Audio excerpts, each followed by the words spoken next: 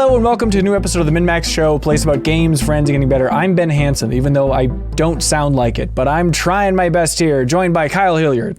Hey, I'm here. Joined by Jeff Markiafava, the madman himself. Don't cough on me. Ow. And we have Leo Vader. No title. No title. You're good. The sane man of gaming. What do you want? What's like the greatest compliment that we could give you that you'd feel comfortable with? The hot guy who rocks. Do you have people other than your wonderful girlfriend? Have people told you that you're hot in your life? Is that something you've gotten a couple times in a really flattering way? Once in a while, as a YouTuber, when I'm streaming, once in a while somebody will chime in to just make physical compliments about me. And how many times has it not been me though, Lee? Yeah, maybe single digits. How yeah. You good news, you're not single. You don't have to give out those digits. What do you enjoy it? Is it fun to see? Do you like hearing that? Or if you could remove all references to your body on the internet, would you hit that nuke button? If I'm gonna get the mean ones, I guess I appreciate the nice ones. Yeah, just to try. Certainly, but I also don't take them too seriously. It's like, I don't know the type of person that would reach out to call a guy like me hot. You know, do I trust that person? Do I think they have good judgment? I don't know. Come on, everybody. He's hot, right? Everybody, come on. He's hot. No, Don't let him say that. But I mean, I think it's pretty clear, Hanson, that you're just trying to get us to ask you. Oh about gosh, you those could. comments for you. Oh, you could. Oh, I won't even. Yeah. I won't even be bothered. Well, here's the thing with me. Not falling for it. Not falling for it. Here's the thing with me. My self-esteem has gotten a lot better over the last 20 years. It's really, it's wonderful. I assume. Brag? Yeah. Hang on. How's your self-esteem gone over the last 20 years, Kyle? Bad. I feel overweight for the first time in my life. So you were more confident in your body 20 years ago? Yeah, which is not typical, right? I don't know. It's usually the other way around. I just feel like I'm very thankful for like late 20s and 30s. I feel so much better. Why would that be the wrong way around? Of course, as people get older, I think they would. But I think you get more comfortable with your body. You like learn to accept it and maybe find the highlights. You know, like your eyebrows, Jeff. I guess, but if your body stayed that way, then you could get more comfortable with it. But yeah, we're all just gonna keep getting older and bigger it's the balder it's the John Mulaney joke about he always thought he'd eventually grow to look older, but it turns out that just means you look worse over time. That's what older means. It's not, now I'm an old man. I think I look better now than I did 3 years ago. Hey, there we go. So I feel like there's, it's not a straight line. I think there's peaks and valleys to it. You might be coming up on a hot phase, Kyle. Yeah. Fingers crossed. And Hanson, you're married now. You don't have to worry about it anymore. There's only one person who I will accept compliments from. I delete all other comments unless they're from her. So that's the way it goes. But I feel like, people are very nice online. Not that I'm getting not that I'm drowning in compliments. But you know what? I think a secret is my last name kind of sounds like the word handsome. And so people make that joke. But I always wonder, like, well, that's bringing people out of the caves just to make that reference and that joke. Yeah. And it's pointing them in that direction, So I feel like it's not fair with me. It's not a fair physical appearance fight. You got to change your name to like Ben Uggo and then see how people react. No, because see, even then people would say, I don't think he's Uggo. I think he's Hotto. I think you need to, like, if my name was just like... they might. Yeah, maybe that's true. Hey, we're not talking about that for this entire episode. Why not? We got plenty to talk about games-wise. Call our bluff, dude. Call our bluff. We got games to talk about. Yeah, my voice is... Doraemon, Story of Seasons. Yeah, we'll talk about Doraemon, Story of Seasons all day. What, you think we won't? I like that you're burning what precious little amount you have left of your voice on this conversation for 20 minutes. Yeah, just for the record, I guess I'm sick. I feel totally fine, but my voice is just gone. And I've taken COVID tests up the wazoo. That's where the test goes. That's not how you take them, dude. That's why. But all negative all day. So I'm very lucky because it seems like everybody else on the internet is going through a big wave of COVID right now. The comments on your handsomeness, right? All negative all day. That's right. Hey, everybody, we're talking about Nintendo's summer reveals here with the Nintendo Direct Mini. Talking about some other odds and ends. Fun Guaranteed is the banner we're putting on this podcast. Then back after the show, we have some great questions from the community. Now, my voice will be gone at that point, but like a relay race, Kyle Hilliard's going to pick up that baton and run to the finish line and ask those community questions. And I will be doing a series of knocks, like a ghost responding to a Ouija board for those community questions. And I'm very much looking forward to it. You know, this podcast is just too much fun not to do every week, Jeffem. You know how it goes. That's right. That's right. You also said pick up the baton, Hanson, which I think implies you're going to drop it on the ground. Oh, I'm going to be passed out. Yeah, I'm going to. Okay. Did I Go ahead and hold my hand behind me like this the whole time. Hold it, and then I'll be ready for you. You know, has anybody ever done that? Has anybody ever ran in a race and grabbed a baton? Are you? Anybody here? Is this like big? Us? Don't tell Kyle. They do it at the Olympics. No, I know. No, in our I've seen it. Yeah, us, you dingle. Yeah, I mean, in like middle school or, you know. You did that. Yeah, I think so. I don't think I've ever done that in my life, or at least I have no memory of doing Oh, that you're at school. missing out, dude. I think it's like a sensation I would like to do, is like running full speed and then like trying to grab a cylinder from somebody else. I think that sounds fun. So look out. We'll get it rolling here at MinnMax. Hey, can I finish? We're talking about Nintendo Summer Reveals here this week. Kyle, walk me through the history of the fabled legendary Direct from Nintendo this summer. Of people, I remember the first one, we didn't understand. We thought it was bad, and we couldn't believe that it was being done this way. And no, we but what about realized that it was amazing, and now everyone's doing it. Right. Okay. You know what? I've round the clocks back too much. What about like this year? Like, This year. It seems like everybody in the world is like, Nintendo Direct happening. This is going to be good. It's going to be nothing but 3D Donkey Kong platformer. This baby's coming. And then some leaks came out and they said, I mean, like a couple of voices were like, I hear it's the 29th of June. And then someone's like, I hear it's third party. And then our dear friends Kit and Krista over there on the Kit and Krista podcast, former Nintendo people, they literally had a YouTube thumbnail or is them making X's with their hands saying, there will be no Nintendo Direct in June. Stop, everybody. But by God, one happened. You said, like, I feel like we live in a constant state of like Nintendo Direct coming up. It's coming. Like there's at least one maybe reputable person who is like, it's around the corner. And it's like, they're totally unpredictable. They don't come on a schedule. So I really don't put any stock in Nintendo Directs until a Nintendo tweet comes 24 hours before it goes live. It's like the only thing you can fully rely on. And then this it seemed like there should be one around this time because we're in the E3 zone. Yeah. And then they tweeted like a Direct Mini for just like third-party things. Partner showcase. Partner, yeah. So it's like, yeah, we're not going to see first-party stuff, which was surprising. I like that really... if they were going to do a Direct in the coming weeks, I figured it would be like a sort of pulling out all the stops kind of thing and not a partner showcase, which, that being said, like it was still very enjoyable and there was a lot of exciting stuff in it. Yeah, it was one of my favorite shows so far of the year. And then there are rumors now. Believe it or not, Kyle, there are rumors about the next Nintendo Direct. What? People are saying July. Which Pro? Honestly, a lot of people on the street saying, and I'm checking Twitter, yeah, people are saying the Switch Pro's coming. Basically, take $500 and set it on your nightstand because you'll be using it soon, they say. Cut to us four as skeletons. No, but they say that there's a first-party Direct coming in July, which, who knows? We'll see. I think that was coming from Jeff Grubb over there at Giant Bomb, so we'll see. That's a pretty good source. But yeah, it's interesting listening to like the Kit and Krista podcast. I don't know if you've been listening to that, Kyle, but there's a lot of good Nintendo Insider stuff over there. And they were talking about like literally being in the room while they were at Nintendo talking about the rumors online about when Nintendo Directs would drop and like what they're going to do around E3 season and just cackling and deliberately zigging when the internet thought they were going to zag. So like it's not some conspiracy theory. Like Kit and Krista were in the room like, yeah, it's exactly how it went. Like we delighted in surprising people and not doing what the internet would expect us to do at any moment, which is... That's cool. It's kind of fun. Wow. Yeah, that would be super fun. It would be fun. But by God, we got it. The Nintendo Direct Mini Partner Showcase, which sounds lame, but they really packed this sucker full. There's a lot of good stuff.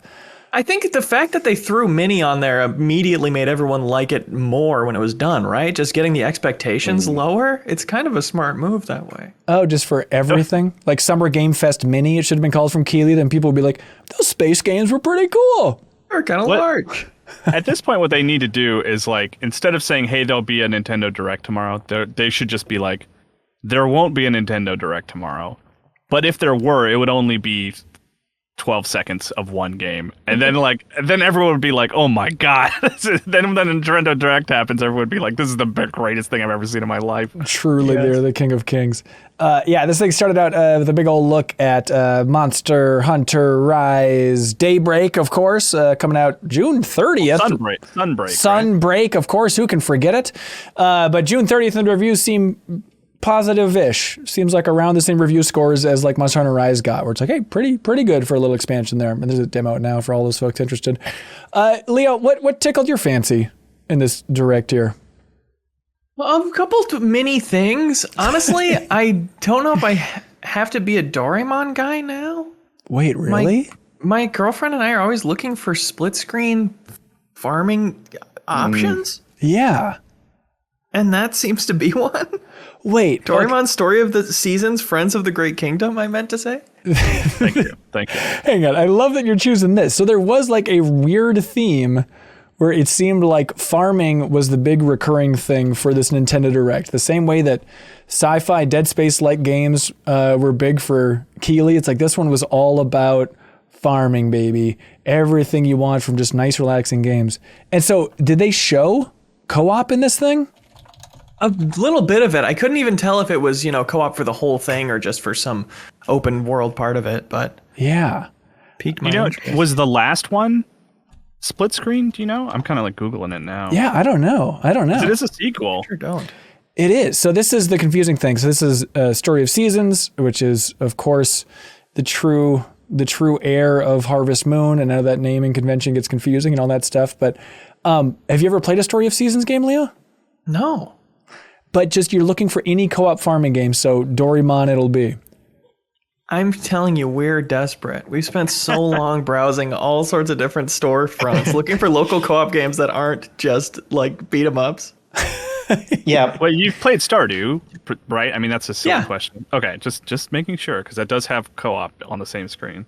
Yeah, my wife is exactly the same way, and she just like consumes every farming game that comes out. So she has played the latest Story of Seasons game, as well as the latest Rune Factory game. Yeah.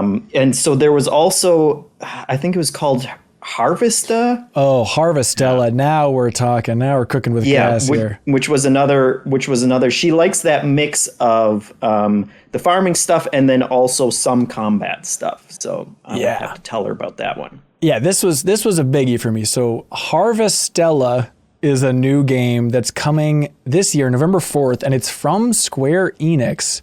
It's coming to Switch and it's coming to PC, but it looks bizarre. It looks like if Rune Factory had a much, much bigger budget. Because I really liked that first Rune Factory game, but I always felt like, maybe the next one I'll get into. They seem to be getting a lot of 6s and 7s review-wise, but maybe I'll still enjoy it. Now it feels like, okay, it's nice to see a big publisher putting some money into a game that's about RPG combat, but then also farming. Mm-hmm. And it looked pretty too. Yeah. Especially for a Switch game. I think so.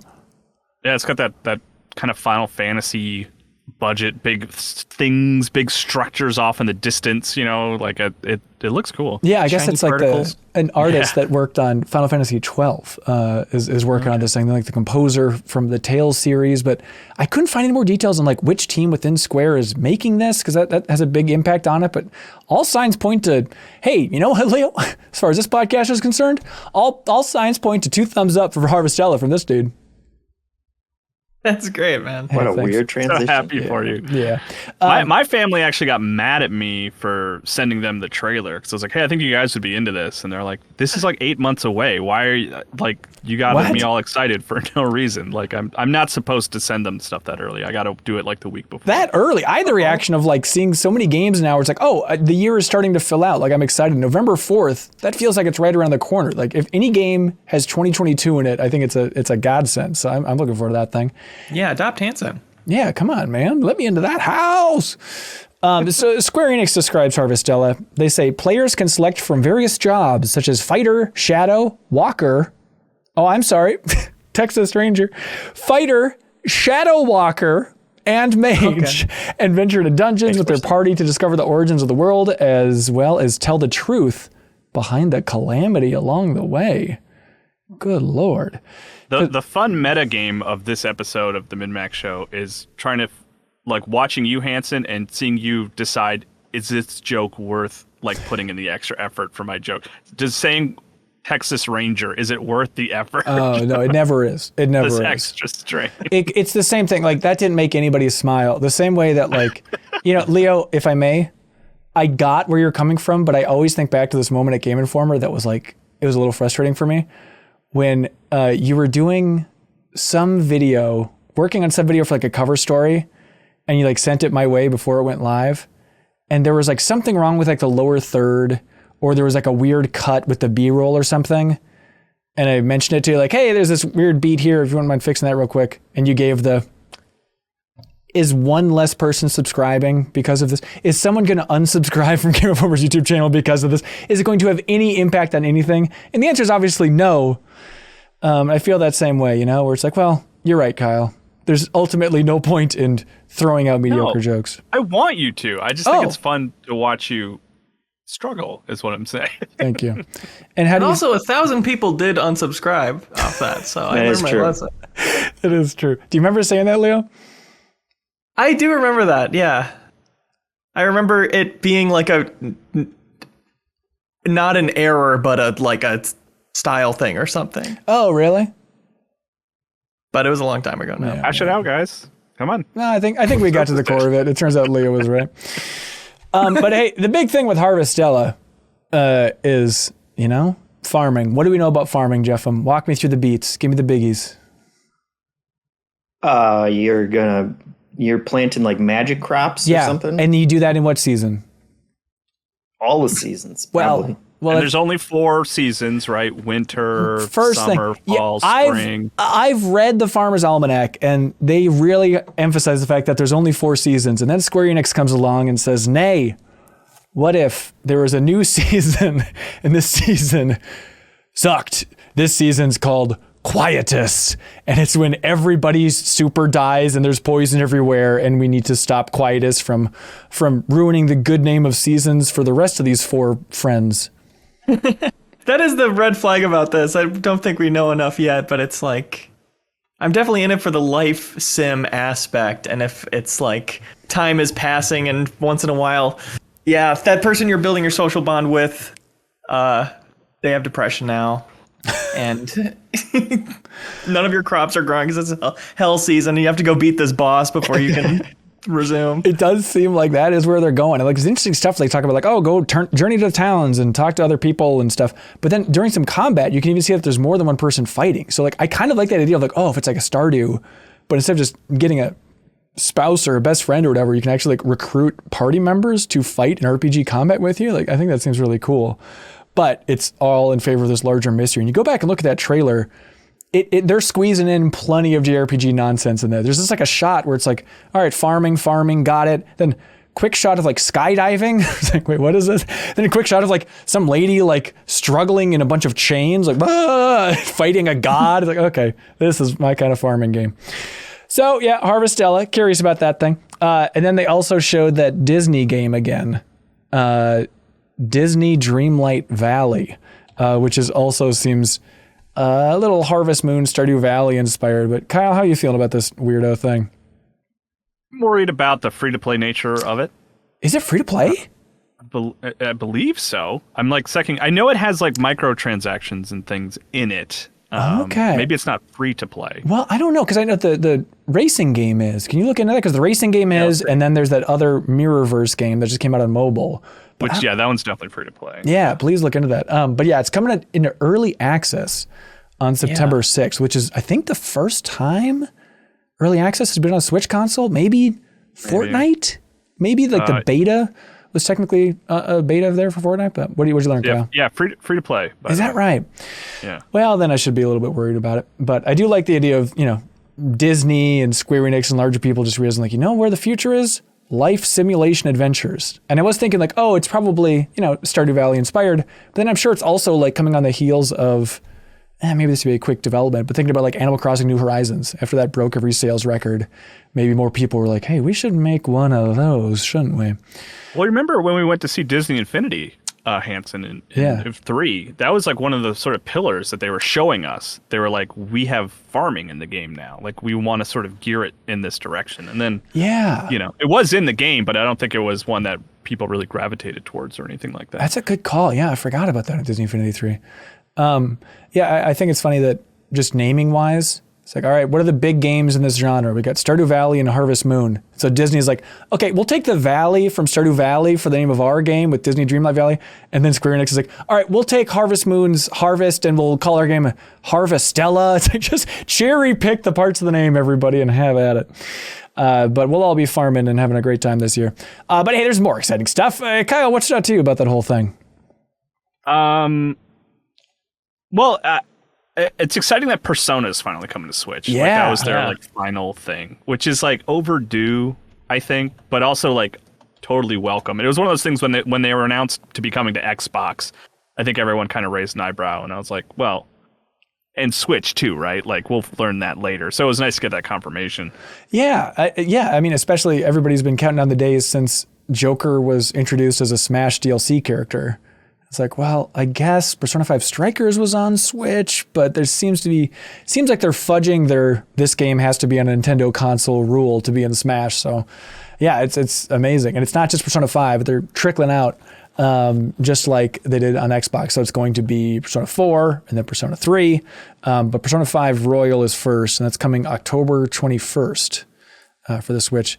Leo, you're going to play this thing? For sure. I really loved Persona 4 on Vita back in the day. And yeah, I've pretty much been waiting for a handheld option for Persona 5. Yeah. The sheer hours, it's like, I'll be chipping away at this for a year on various like trips and stuff is probably what's going to happen. Yeah. Victor Pham writes in over on Patreon and says, now that Persona 5 is coming to Switch, is it possible to finish the game? Or is 100 hours to completion still an impossible task? Yeah, Victor, I'm sorry, no one's finished that game still. It's been going for years, but nobody has gotten to credits in Persona 5 or Persona 5 Royal. Prove me wrong, Internet. Prove me wrong. It seems the lifespan of the Switch is simply shorter. That's right. Jeff, anything else stand out to you from the whole Nintendo Direct? Yeah, how about those Rabbids? Yeah, baby. Which was really weird what they're doing with it now, because it seems like they just got rid of the grid completely, and now it's like you pick a character to move and they're just in a giant bubble that you can run around as much as you want in until you take your action or something. Yeah, I think it's a smart move. I think it makes it a little more approachable. So this is Mario and Rabbids Sparks of Hope, the sequel. It's going to October 20th. Yeah, I guess at a certain point, do you really need the grid? If it's just, hey, you can run around, it's still turn-based, and you'll just run around, you can choose the range, you can see like this bubble you can move in. Like, Leo, I assume you're with me here? I've got nothing against the grid, but I think the future of the genre is gridless. Like, did anybody here play Gears Tactics? No. I played a little. Underrated, and it also had free movement. Not back and forth like that, but... Yeah. Outside of the grid and more like, I don't know, D&D style, you have a speed, a range you can go. At least I think I'm remembering that correctly. But it's like so much more empowering to have that. It sucks in every turn-based game like that, which I love so many, to be one notch short of where you need to get to. Right. You can run right up to this thing, but then you have to stand there instead of like being able to get in cover.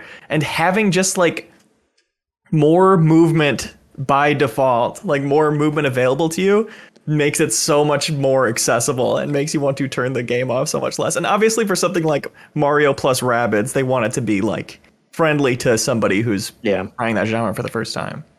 Yeah, it's interesting. Which is weird that it's the second game though, and they've already done this and they had the grid, and so now we're gonna make the more approachable one, but now it's a sequel as well. And they probably saw, I think that first one sold well. Was like, we could probably get more. This is Mario, for the love of God, on a Nintendo Switch. We should be able to move some Rabbids. Right. And this is Mario cross John Wick.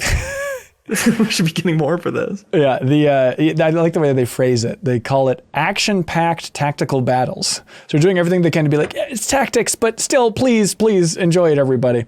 Tactical. Yeah, it's completely different. Did you see the composers? Oh my God, it's huge. Yeah, so they did a very confusing thing that Dragon's Dogma 2 also pulled, where on Wednesday, they had a separate thing for, everybody set their calendars to it, the Mario and Rabbids Sparks of Hope Showcase, where they went into even more detail about this thing. And yeah, they announced those composers. So Grant Kirkhope was the composer for the last game, from Rare fame, GoldenEye, Perfect Dark, all your favorites, Banjo-Kazooie, obviously. Oh yeah, he composed the outro theme to MinnMax. But it was a huge get for the last time around, and that soundtrack ruled. I have it on vinyl, thanks to I'm 8-Bit. But then they announced the composers for this one, for Sparks of Hope, is Grant Kirkhope, and then Gareth Coker, who obviously did Halo Infinite music, but maybe most importantly, the Ori series, some amazing soundtracks, and Kyle's favorite, Immortals Phoenix Rising as well. And then also the third composer for this game is Yoko Shimomura, who I guess she did Mario music for like Mario RPG back in the day, but also big Kingdom Hearts composer, Final Fantasy 15, Kyle. And then Street Fighter 2, she did, I think, a majority of the tracks for Street Fighter 2. So just an amazing, legendary composer. And so I'm laughing at you being like you're telling me. I'm like, I'm the one that brought this up. Kyle, don't you realize that Yoko Shimomura is amazing? Yeah. Yeah, no, it's very cool. Very surprising. Yeah. I interviewed her on the Final Fantasy 15 cover story trip at Game Informer, and she was very nice. And then we took a picture, and it bummed me out so much that this legendary composer, I took the picture and she looked at the picture and she's like, take another one. I didn't look good. And I was like, no, you're a legend. You don't have to worry about this tiny picture, I swear. But still, hey, that's fair. That's fair, Yoko Shimomura. But they are teasing in that showcase thing, hey, Bowser's going to be joining the fight for you, so look forward to that. And then, people like to rag on these Rabbids. I don't think I've ever played a Rabbid game in my life, but I will say it does make me laugh in that showcase. They have Rabbid Rosalina, and the animation on her is very funny, where she does not give a crap about anything that's going on. She just doesn't care, is barely interested in the action, just having this flippant, whatever tone for Rosalina is very funny. It's all from her just having the hair that covers her eye. That's totally, because that's not what her character is like in Super Mario Galaxy. No. Nor is it what the Rabbids are like. Yeah, exactly. It's perfect. But yeah, it seems interesting. So October 20th, that thing's coming out on Switch. Can you think of any other game that has other than Smash, that has a trifecta of composers that good? I mean, why does it's it a lot of composers? That's a great question, Leo. Are we to take away that it's going to be a massive game or something? Could be. Or maybe it's just they got such a good kind of marketing bump from Grant Kirkhope. They're like, hey, if we squeeze a couple more names in here, we can really make this go the distance. It's when they made a big deal about hey, the new Solo film's coming out, but John Williams came and he made one track for the new Solo film. So now, Star Wars fans, you should like this. But I don't know. Yeah, I'm curious to see all those styles mixing together. But yeah, Mario and Rabbids Sparks of Hope for that thing. Let's see. They also showed a game called Little Noah, Scion of Paradise, which, Kyle, it caught your eye a little bit. It's an interesting looking game, yes? Which one? The one you said. Why am I not remembering this one? You said it's completely unforgettable. No, it's the one that you said it looked like a Grezzo game. Oh, right. Yes. Okay. Yeah, that does look interesting. And it's not Grezzo, right? That was just... It's not. So it's Psy Games, the people who made Dragalia Lost, that mobile game that was just shut down. And then also they're that studio that Platinum handed off Granblue Fantasy Relink. If you remember, they handed off the development of that game to Psy Games. But this was a big old shadow drop for Little Noah, Scion of Paradise, and it's on Steam and it's on Switch. But I got it and I was playing it on my Steamdeck, and I was confused about what the genre was looking at the trailer, because it's like a side perspective. So I'm like, oh, is this an RPG like Valkyrie Profile, or what's going on here? Turns out it's side perspective, but it's a roguelite. And I really have been having a good time with this thing. The animations work out well, the gameplay feels tight, and the whole pitch is it's a roguelite and you're running around, and between runs you're upgrading an airship to give yourself boosts and all this stuff. But then you are recruiting, I guess is the best way to name it, just little monsters and characters out in the field, and kind of building out your arsenal because you attack with them. And they're called Lilliputs, of course. And so you have your deck of Lilliputs. Now, Leo, these aren't cards, so you can't get excited. It's completely different. So you make a little deck of like Lilliputs and you put them in an take order. off your headphones, Leo. You don't want to hear about any of this. It would really be nice. And you attack, and then with every attack, you switch the next Lilliput in the order, so you can kind of set it up in a cool way. It's like, okay, this is the big guy. He's going to do the finishing blow, and then this one is in this slot because he's going to give me this spell here. But it's $15, and it's gotten me out of like a bit of a gaming slump. I feel like ever since I came back from my honeymoon, I've been dabbling with a bunch of stuff like Vampire Survivors.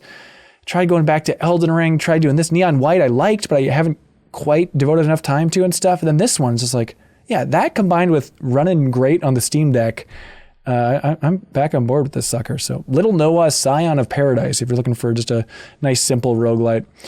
Kyle, how's your Steamdeck going, man? Great, loving it. I've been playing Castlevania Lords of Shadow. It was on sale for like $2 the other day, and I was like, man, I love that game, and it runs great on Steam, and it holds up. And so that and Vampire Survivor is like what I've been playing on it mostly. I also, because there were a bunch of Konami games on sale. It's funny, I look at all these sales now, and I'm like, do I want to boost my Steam Deck library? I bought Metal Gear Survivor. I was like, I think I'm gonna Survive. I'm sorry. Yeah. How could I possibly confuse that? And I think I'm gonna. At some point, I will at least like play through the first hour or two and like really give that game a shot. You should. You know, it'll become Metal Gear Revengeance someday, right? Like it'll people will discover it again in like 5 years, and they'll be like, you know what? This is actually amazing. We were wrong at the time. I thought that too, maybe, but then I played it, and then also the fact that it's I think been 5 years and no one has come out of the woodwork to quite champion it. It's just that one that I'm like, what is this thing? I want to give it a little time. I love Metal Gear so much. I just want to see what this thing is. Totally hear ya. Totally. Metal Gear Solid 5 was so good. How bad could this be if it's a lot like that? Yeah. Exactly. And I still think, like playing co-op, surely you can have fun with it. Because I remember just playing single player, it's a lot of like having poles and just like attacking zombie-looking enemies through chain link fences and stuff. And it was fun. It was fun. Kyle, I mean, if you ever want to do a multiplayer stream, I would go gaga about the day of playing co-op. All right. For that game. I really would be interested. Yeah, I need to get into it. Like, I need to not just like dabble in the first 30 minutes. Like I want to like give it a few hours. Commit to it. Because it's intriguing, and we talked a lot about it a lot on the Game Informer show when it came out, but like there is intriguing Metal Gear lore in that, because like it does the wildest things, and I think it kind of then goes back on it and comes up with a BS excuse for taking such big swings. But that was the hook originally. It's like, just as a fan of Metal Gear lore, I want to know the range that series has. And technically that game, I guess you can include it. But man, I've really been falling in love with my Steam Deck. I've had such a great time with that thing. And like, my wife's really been enjoying it, which is probably getting me more into it too. Now it's just fun to like, we just sit outside every evening and just like hand off the Steam Deck. And also it's fun to like play co-op games, because you can just take a USB-C cable and just plug it into the top, and then the other person can play with a controller. And it's such a weird way to play like local co-op, but like it totally works seamlessly. It's really fun. Except for she's into Mini Motorways, which is it's a cool game. I don't know if you ever played that one, but just making the roads and all that stuff. But she uses it like a touch screen. So now the screen is all scrubby and gross every time I get it. It's just like fingerprints everywhere, which really ruins the beauty of a handheld. Sorry. Hey, it's okay, man. I'll get over it. Hey, I'm sorry too. Really? Thanks, man. I'll get over it. Jeff doesn't care. I'm sorry you just called your wife's fingers scrubby and gross. They're beautiful. It's like beauty grease. Yeah, everybody knows what I'm talking about. Hey, speaking of beauty grease, how about that rail grade from the Nintendo Direct, huh? Yeah, those trains are running on beauty grease. Hell yeah. Epix seems like releasing it, but if you like trains, you cannot have more trains than rail grade. Releasing this fall, everybody. Let's see. Leo, did you enjoy that Return to Monkey Island trailer they showed? I did. I think I only ever played the first one was Secret, right? Secret of Monkey Island? Yes. Yeah, I played that one, and I played Escape, which I think is the fourth one. Yeah, did you play that on PC? Yes. Well, Mac, of course. Well, please. But what I really want is the first two on Switch, those nice remasters, to refresh my memory before diving into this one, but for some reason they're not on Switch. Is that right? No Monkey Island game is on Switch. Only this one is planned. That seems really those are bizarre. actually how I played them. For the first time I ever played them was on Xbox Live Arcade. Was those two versions? Oh, really? Where you can switch back and forth between the visuals and stuff like that. Yeah, that's weird. That is weird. Seems like they would prime the pump a little bit. But yeah, Return to Monkey Island. This is the gameplay trailer here. Ron Gilbert's coming back, and it's the art director from Tearaway and Knights and Bikes, Rex Crowley, who was on this podcast years ago, if you recall. But yeah, it seems like they got the voice for Guybrush Threepwood coming back, Leo, all that fun stuff. It seemed like it to me, who cannot be trusted to know it. That sounds great. It's either that or we're absolutely confident it's Troy Baker. It's one of the two.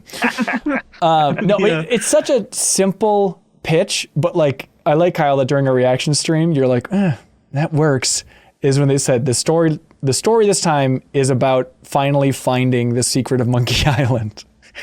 Where it's like, it's been such a punchline for so many years. We're like, what is the secret of Monkey Island? Like, whatever. It's not really core of the story. But like, oh no, let's actually lean into the number one thing that people, I guess, have been wondering if you only know the name of these games.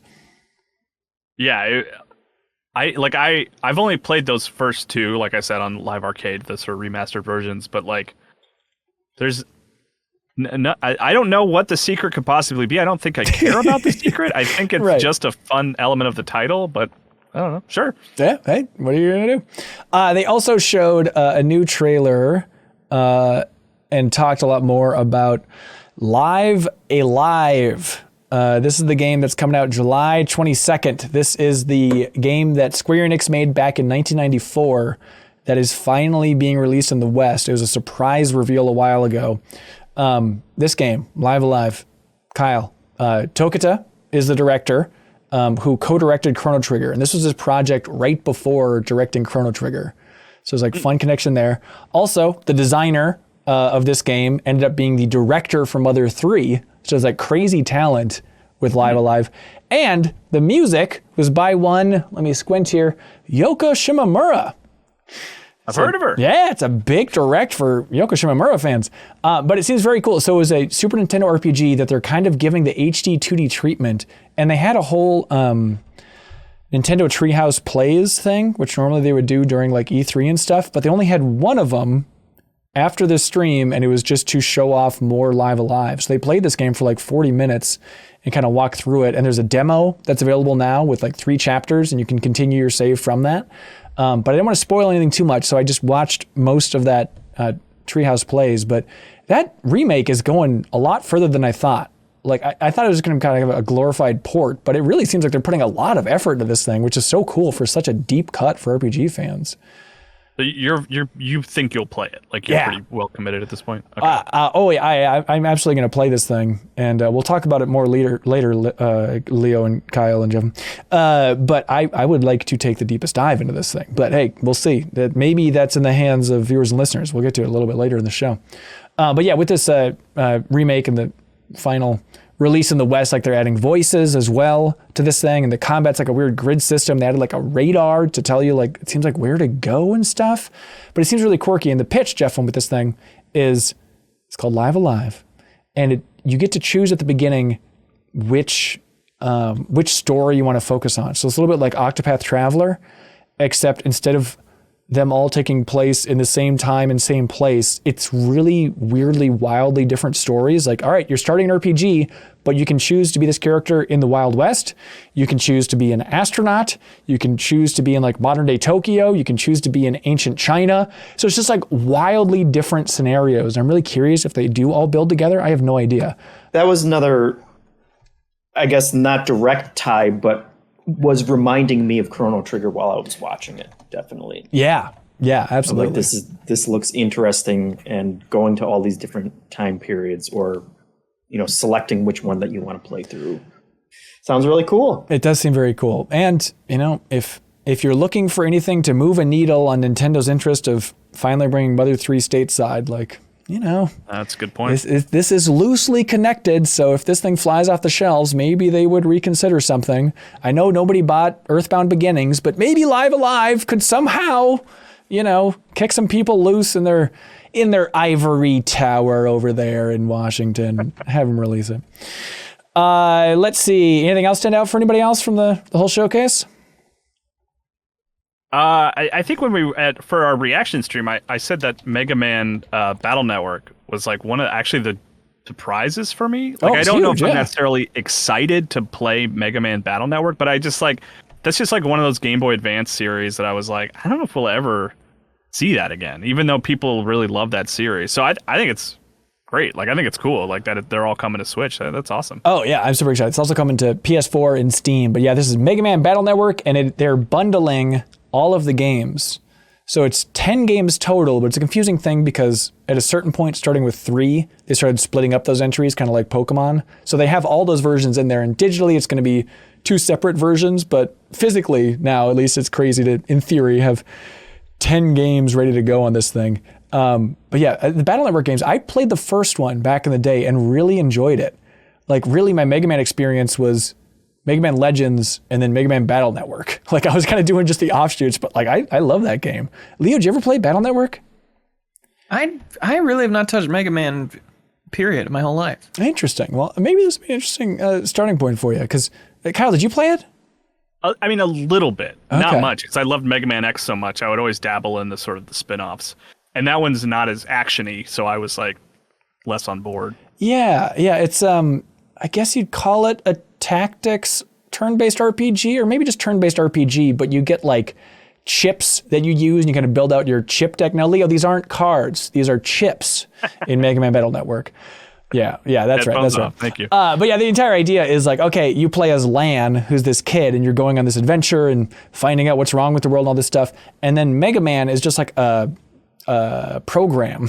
And so you're like hacking into different things and then like putting megaman.exe into this world, and then you're going through like this cyberspace world, you know, good classic 2001 cyberspace style lore, and going through and fighting viruses and fighting bad guys in this. And so it's a fun like dual layered story of like Lan and Mega Man. But I like that. I like that game, man. And then I wonder what the total runtime is for 10 games. That's a good question. Yeah, I mean the split entries are kind of confusing, so I guess they're kind of 6, but yeah, probably a lot. I saw that for Persona 5, it's something like, or for the Persona bundle, I saw How Long to Beat tweeted it out. It's like, oh, you'll be spending 342 hours with Persona if you get all of those, you know? But yeah, for this, it looked a little worrisome because they had that filter on that was making everything look smoothed out, but you can turn that off in the game apparently, so if you want your pixel art. But Kyle, do you remember they made a Mega Man TV show based on Battle Network? It's called Mega Man NT Warrior. No. I mean, I remember there was I remember the Mega Man cartoon, which is very old. Yeah, I love that. No, I didn't know there was a Battle Network show. Yeah, apparently. Do you remember that other Mega Man TV show that happened like 4 to 5 years ago? Yeah, I think my kid and I watched the pilot. Yeah. And then we didn't keep going. No, it was weird because like Mega Man was like, there was like a Mega Man mini inside of Mega Man's head, and it was like the comic relief character. Like it was really, it was really a bit much.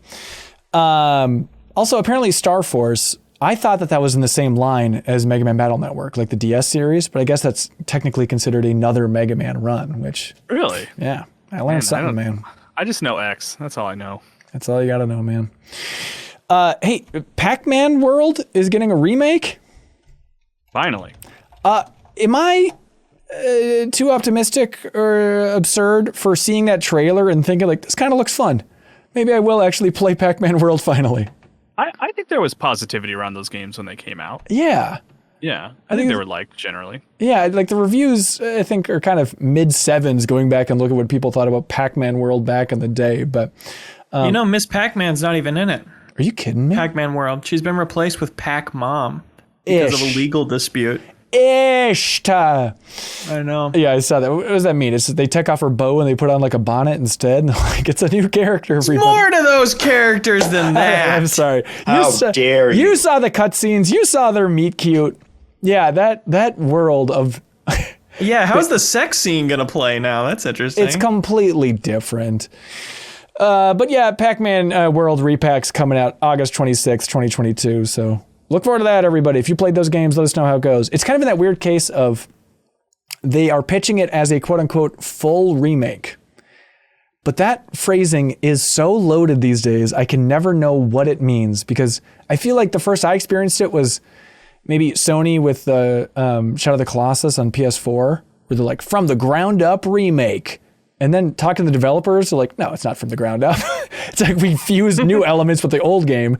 And then even like The Last of Us, like from the ground up remake. And so I don't know what that means at this point. And so full remake, what does that mean, Kyle? Look, it means they're remaking it fully, and you should stop asking questions and just buy the game. There needs to be legal. Please play PAC-MAN. There needs to be legal terminology that's very discrete for what type of project this is. Is it a remaster? Is it a remake? Is it a completely? Are they just swapping out the sort of polygonal character model for the main characters and calling it a day? Or are they doing more than that? I need to know exactly what it is at all times. Let's see. They also showed a game called Blanc, which looked interesting. Yeah, that looks cool. Yeah, so it is a game that Gearbox is publishing. It's from First Time Studio, but it's very artsy, black and white, little animal characters, but it's all co-op is the catch. So Kyle, you compared it to Eco for some of like the puzzles that they were showing off there? Yeah, I mean, based on not a lot, really, ultimately. It was just like, two characters in sort of a dilapidated location, sort of solving puzzles together. That's about where the line I drew to Eco was. Right, it could be completely different for all I know. Yeah, I'm curious to see how it turns out. First time studio, it's like, well, we'll see how it goes. But February 23rd for Blanc on Switch seems like a cool one. Nier Automata is coming out on Nintendo Switch. People are excited about that. And then they said that the environments are rendered in 60 FPS, and I don't know what that means. The environments are rendered. Yeah, 60 FPS. I think Wario64 shared it from like the pre-order details. So the character won't move at 60 frames per second, but like the birds flying by will?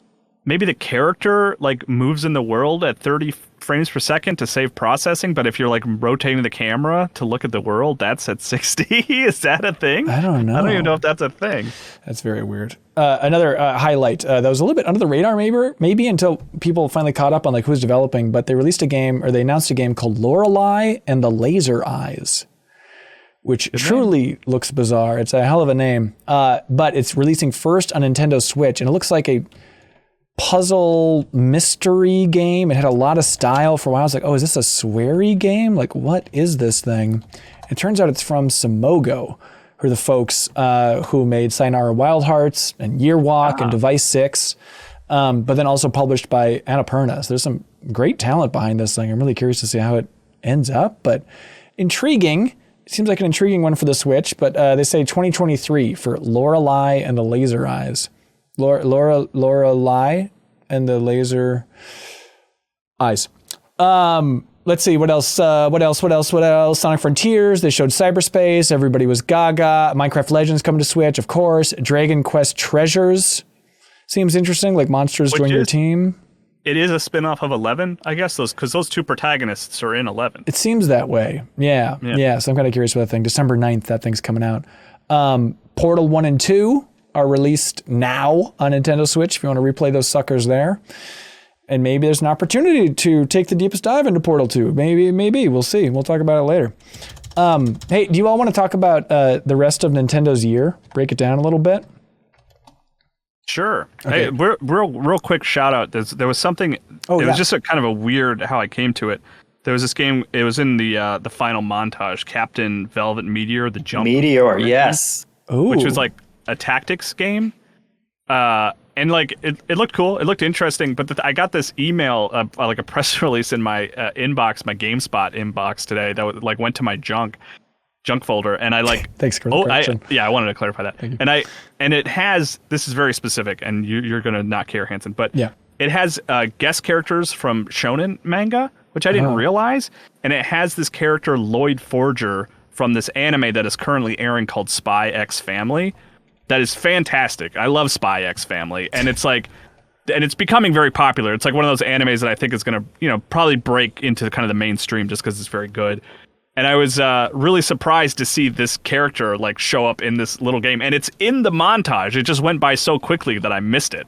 Huh. So I just thought that was really funny, and I'm sure someone in the comments will corroborate with me that Spy X Family is very good. I guarantee that. All the words you just said, Kyle, meant nothing to me, but that short snippet of the game did look interesting. So I'm looking forward to that one. And what's it called again? Captain Velvet Meteor, the Jump Plus Dimensions. What's so hard to remember about that? You have to have Jump Plus to play that? Yeah. Hey, did you know that the Max and HBO Max comes from Cinemax? That it's like the same logo treatment, and it's like that's the idea of it? Yeah, because there are also things that are called like Max Originals. It's very confusing. I can't imagine having the word Max in your title. It's kind of embarrassing. Hey, yeah, so the rest of Nintendo's year, break it all down. Obviously, Fire Emblem Warriors 3 Hopes was released. Kyle said it's pretty good for a Muso game. 7 out of 10. 7 out of 10, some would say. Mario Strikers Battle League came out a couple of weeks ago. Jeff, you've been playing that thing? I played some of it, yeah. Some of it. I played through the tutorial, and I played some matches, and then I rage quit twice in a row because it turns out it can be real frustrating. It's surprisingly on Switch. Yes. Did you rage press the home button, or did you rage press home and then press close software?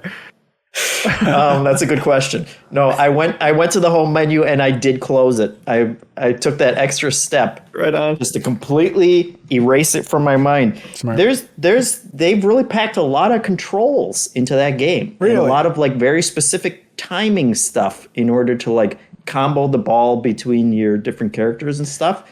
And it turns out that's just not what I want I don't want to have to learn that many. I'm not playing FIFA here. I just want to like run in and push people around and have fun. So it's too complicated of a sports game, this Mario soccer game. Yes, I'm a big dumb baby, and I just want I want another Mario Golf, not a super. I don't know. I think that's fair. It's a me thing. It's a me thing. They'll like just they'll steal the ball from you and score on you like 5 times in a row right before the timer runs out, and I just can't handle that. Yeah, I get it. So do you think you'll ever go back to it? Will you ever think again about Mario Strikers Battle League? There's a season mode that I joined like the MinnMax football club. Look at that. And I want to play some of that, and maybe that will make me like it more. Yeah. Yeah, but all right, okay. Not setting the world on fire by any means, and I'm curious to see. I know people are kind of bummed out by the lack of content in their overall. So curious to see how they update it over time and whatnot. But I mean, they've certainly been getting a lot of those Mario sports games onto Switch. I just don't think any of them have caught on in a way. Like Kyle, do you have a sense? Have we seen the MPDs yet? I mean, did like even Switch Sports, like the Wii Sports successor, did even that make a splash in any way? I don't know. I don't think we've seen the NPD for that yet. Yeah, maybe not yet, but it just seems bizarre that like that's one of the best-selling games I've ever had. Apparently, everyone's too busy buying Ring Fit because like that has like outsold everything. It's like the second biggest hit after like Animal Crossing or maybe a third after Mario Kart and Animal Crossing. It's weird. Also, you turned into a robot for the last word, and it was kind of funny sounding. Am I still a robot? No, you're good. You're good. Okay. By the way, Shazira watching us live at the Backstage Pass tier, which you can do. And I heard some people being confused recently about the watching live thing. You can also watch the unedited archive as well if you want to hear us swear and pre and post show and all that stuff. Because that's all we do is we just say controversial things and swear. But all those one now. Great, thanks. So all those are saved. So if you want to go back and check that archive, you can check those out. It's not just live for everybody. Anyways, the point is Shazira watching us live. She says that they were convinced that wasn't you trying to join their league in the Mario Strikers Battle League. Yeah, I sent out like the you need permission to join, so I sent out the request or whatever, but I haven't turned it back on since. So. You're denied. All right, there we go. Also, just for the rest of the year, for what we know about Nintendo, we got those two. Then we got July 22nd, Live Alive. Looking forward to that thing. July 29th, Xenoblade Chronicles 3. It's going to be huge. Kelsey Lewin, hopefully, will be on the podcast to talk about her thoughts about it. I love that first one so much. I didn't play the second one, and now I don't know. I don't know if I'll be jumping into 3. Who knows? September 9th, Splatoon 3. That's coming up quick. Oh, wow. That's the thing, Kyle's like, even if they have their Nintendo Direct, like in July for first party stuff, do you feel like you need to see more Splatoon 3? I feel like everyone kind of gets it. Like it's cool. We'll probably get it. We'll probably enjoy it for a while. I mean, I think they can't do a first party Direct and not mention Zelda. So it's like, let's just wait till we have something for Zelda, you know? That could be. And then November 14th, Pokemon Scarlet and Violet. Then they still say Bayonetta 3 is coming 2022. So look forward to that at some point. They're being cagey, but maybe that'll be in the next Direct. And then Jeff Grubb just flipping burgers over there in big old Giant Bomb land, letting the rumors fly.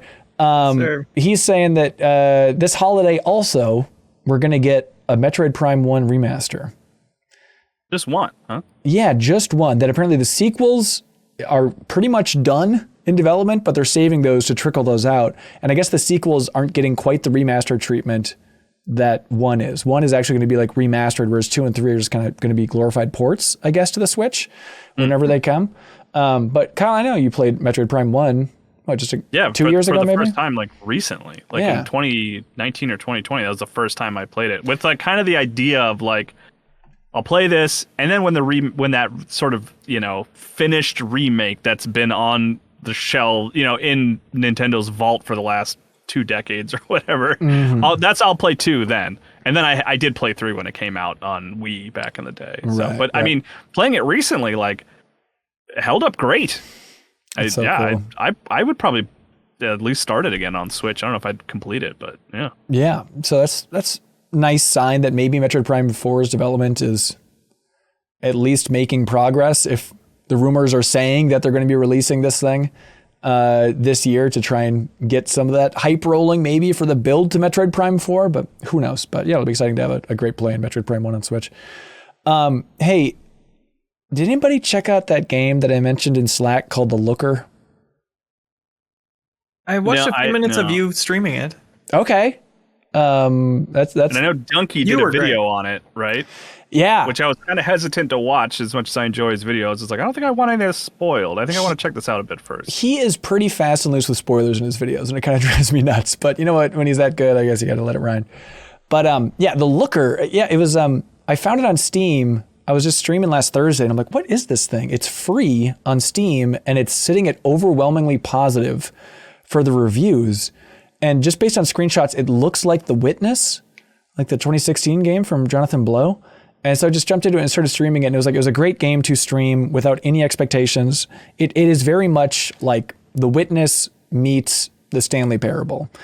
It's like a comedic take on The Witness, but also the puzzles in this get to be surprisingly clever and cool in and of themselves.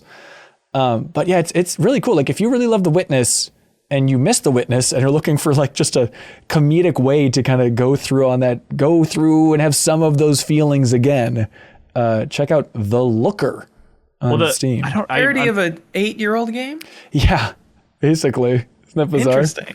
I don't know. I guess, would you call The Witness niche? I don't know. Maybe not. No, I think it's sold surprisingly well.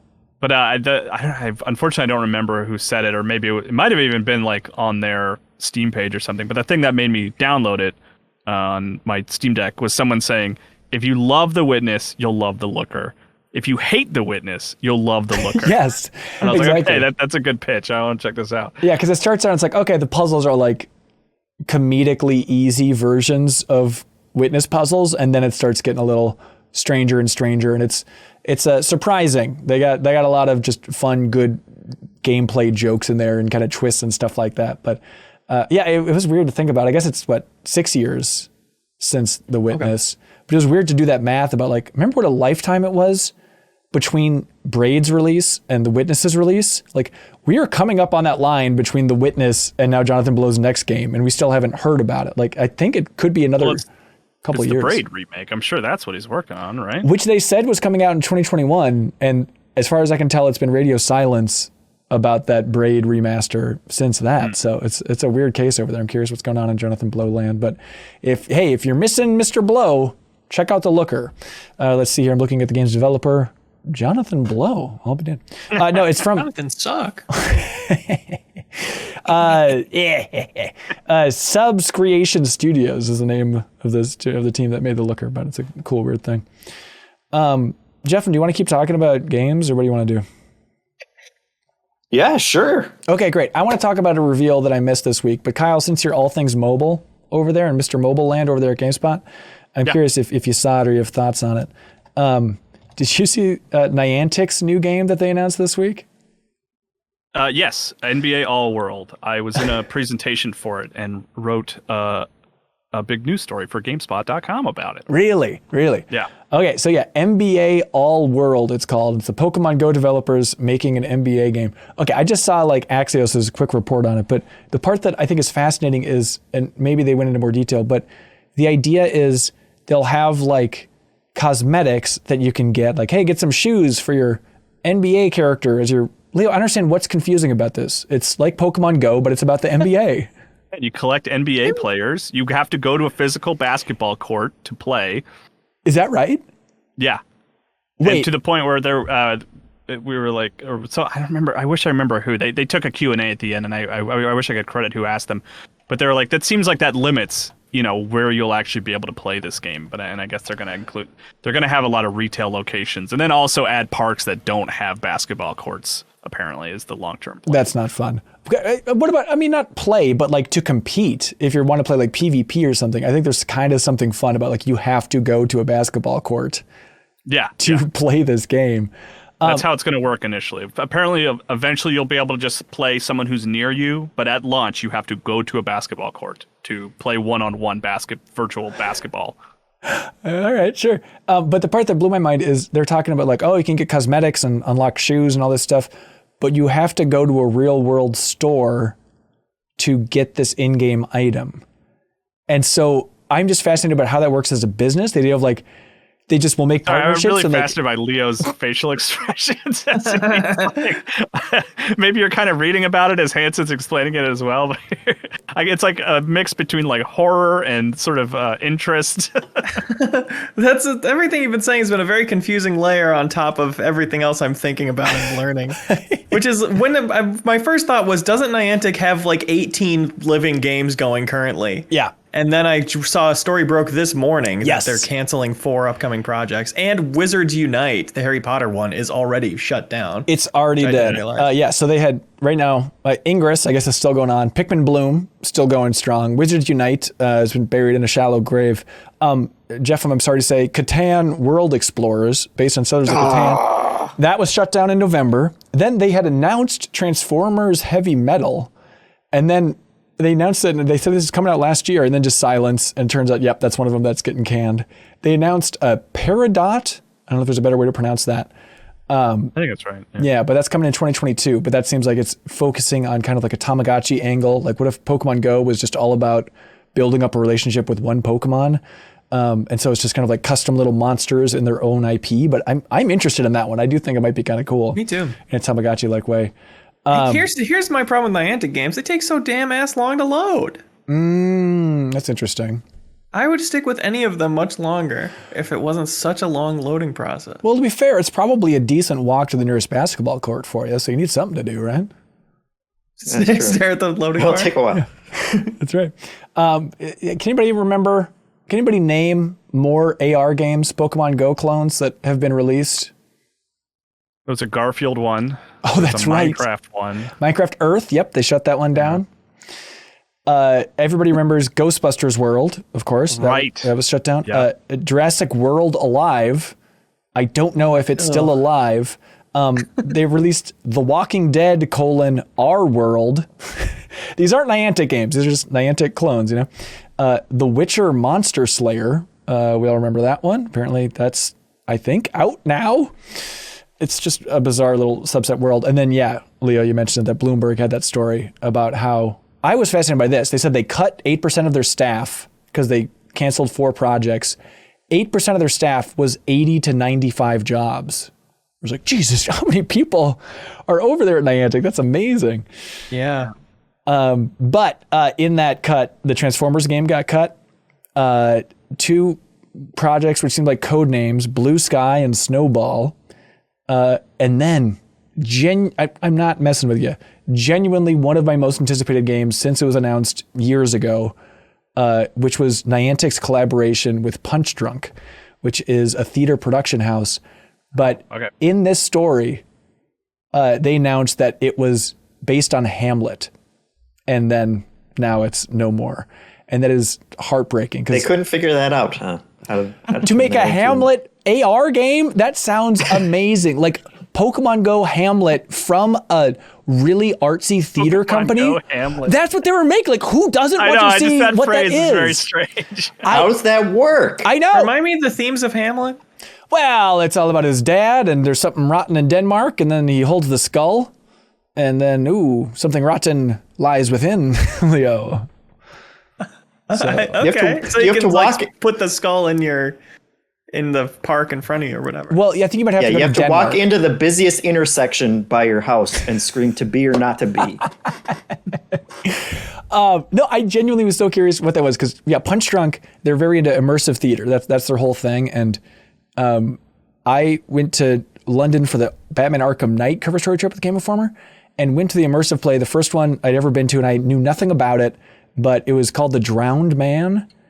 And it was like in an old warehouse, and it was 5 floors. And the premise was, this is an old movie studio from the 30s. And now there's a murder, something gone wrong. And it's just exploring 5 floors of this abandoned warehouse with like different movie sets on each floor. And like the 5th floor was like a movie about Mars. And they hauled in just like a ridiculous amount of sand to make like sand dunes in this warehouse on the 5th floor and all the lights around. It was genuinely one of the most impactful artistic experiences of my life. Like it blew my mind. And it's the idea of that studio teaming up with Niantic to make some weird mind-bending AR game. I was so into it. So point is, I reached out to them to try and get some more details. Like, hey, if that's canceled, could you just come on MinnMax and just tell us what that was going to be for the Hamlet Pokemon Go game? Because I really want to know. Have you seen the movie? Have you seen Synecdoche, New York? I've seen Doka V, the trailer. No. This Synecdoche. This is a movie. Yeah. No, I think it's called Synecdoche, right? Isn't that? It's pronounced different. Is it really? It's a play on the location. Yeah, it's a play on the city. But really, I could be wrong about that. Okay. Anyway, the things you're talking about would make you enjoy this movie, Hanson. You should check it out. Really? Yeah. Interesting. All right. I want real quick before we move on from Niantic. NBA All World. What they described it as? What do they say? The NBA lifestyle meets the real world metaverse. And I asked them. I was like, what do you mean by the term metaverse? Like, what do you think it means? I'm sorry, your mic's breaking up, Kyle. We can't answer this. Let's move on to the next question about microtransactions, please. Oh, but pretty much. They're basically the sort of the quote. I won't read the full quote, but they were basically like, well, for us, the metaverse is the real world. It's like, well, does anyone know what we're doing with the word metaverse? Like, we're all just making up our own definitions for what this thing is. It's very strange. My favorite. So the real world is a metaverse. That's yes. At Niantic, what we look at with the metaverse is really what we call the real world metaverse.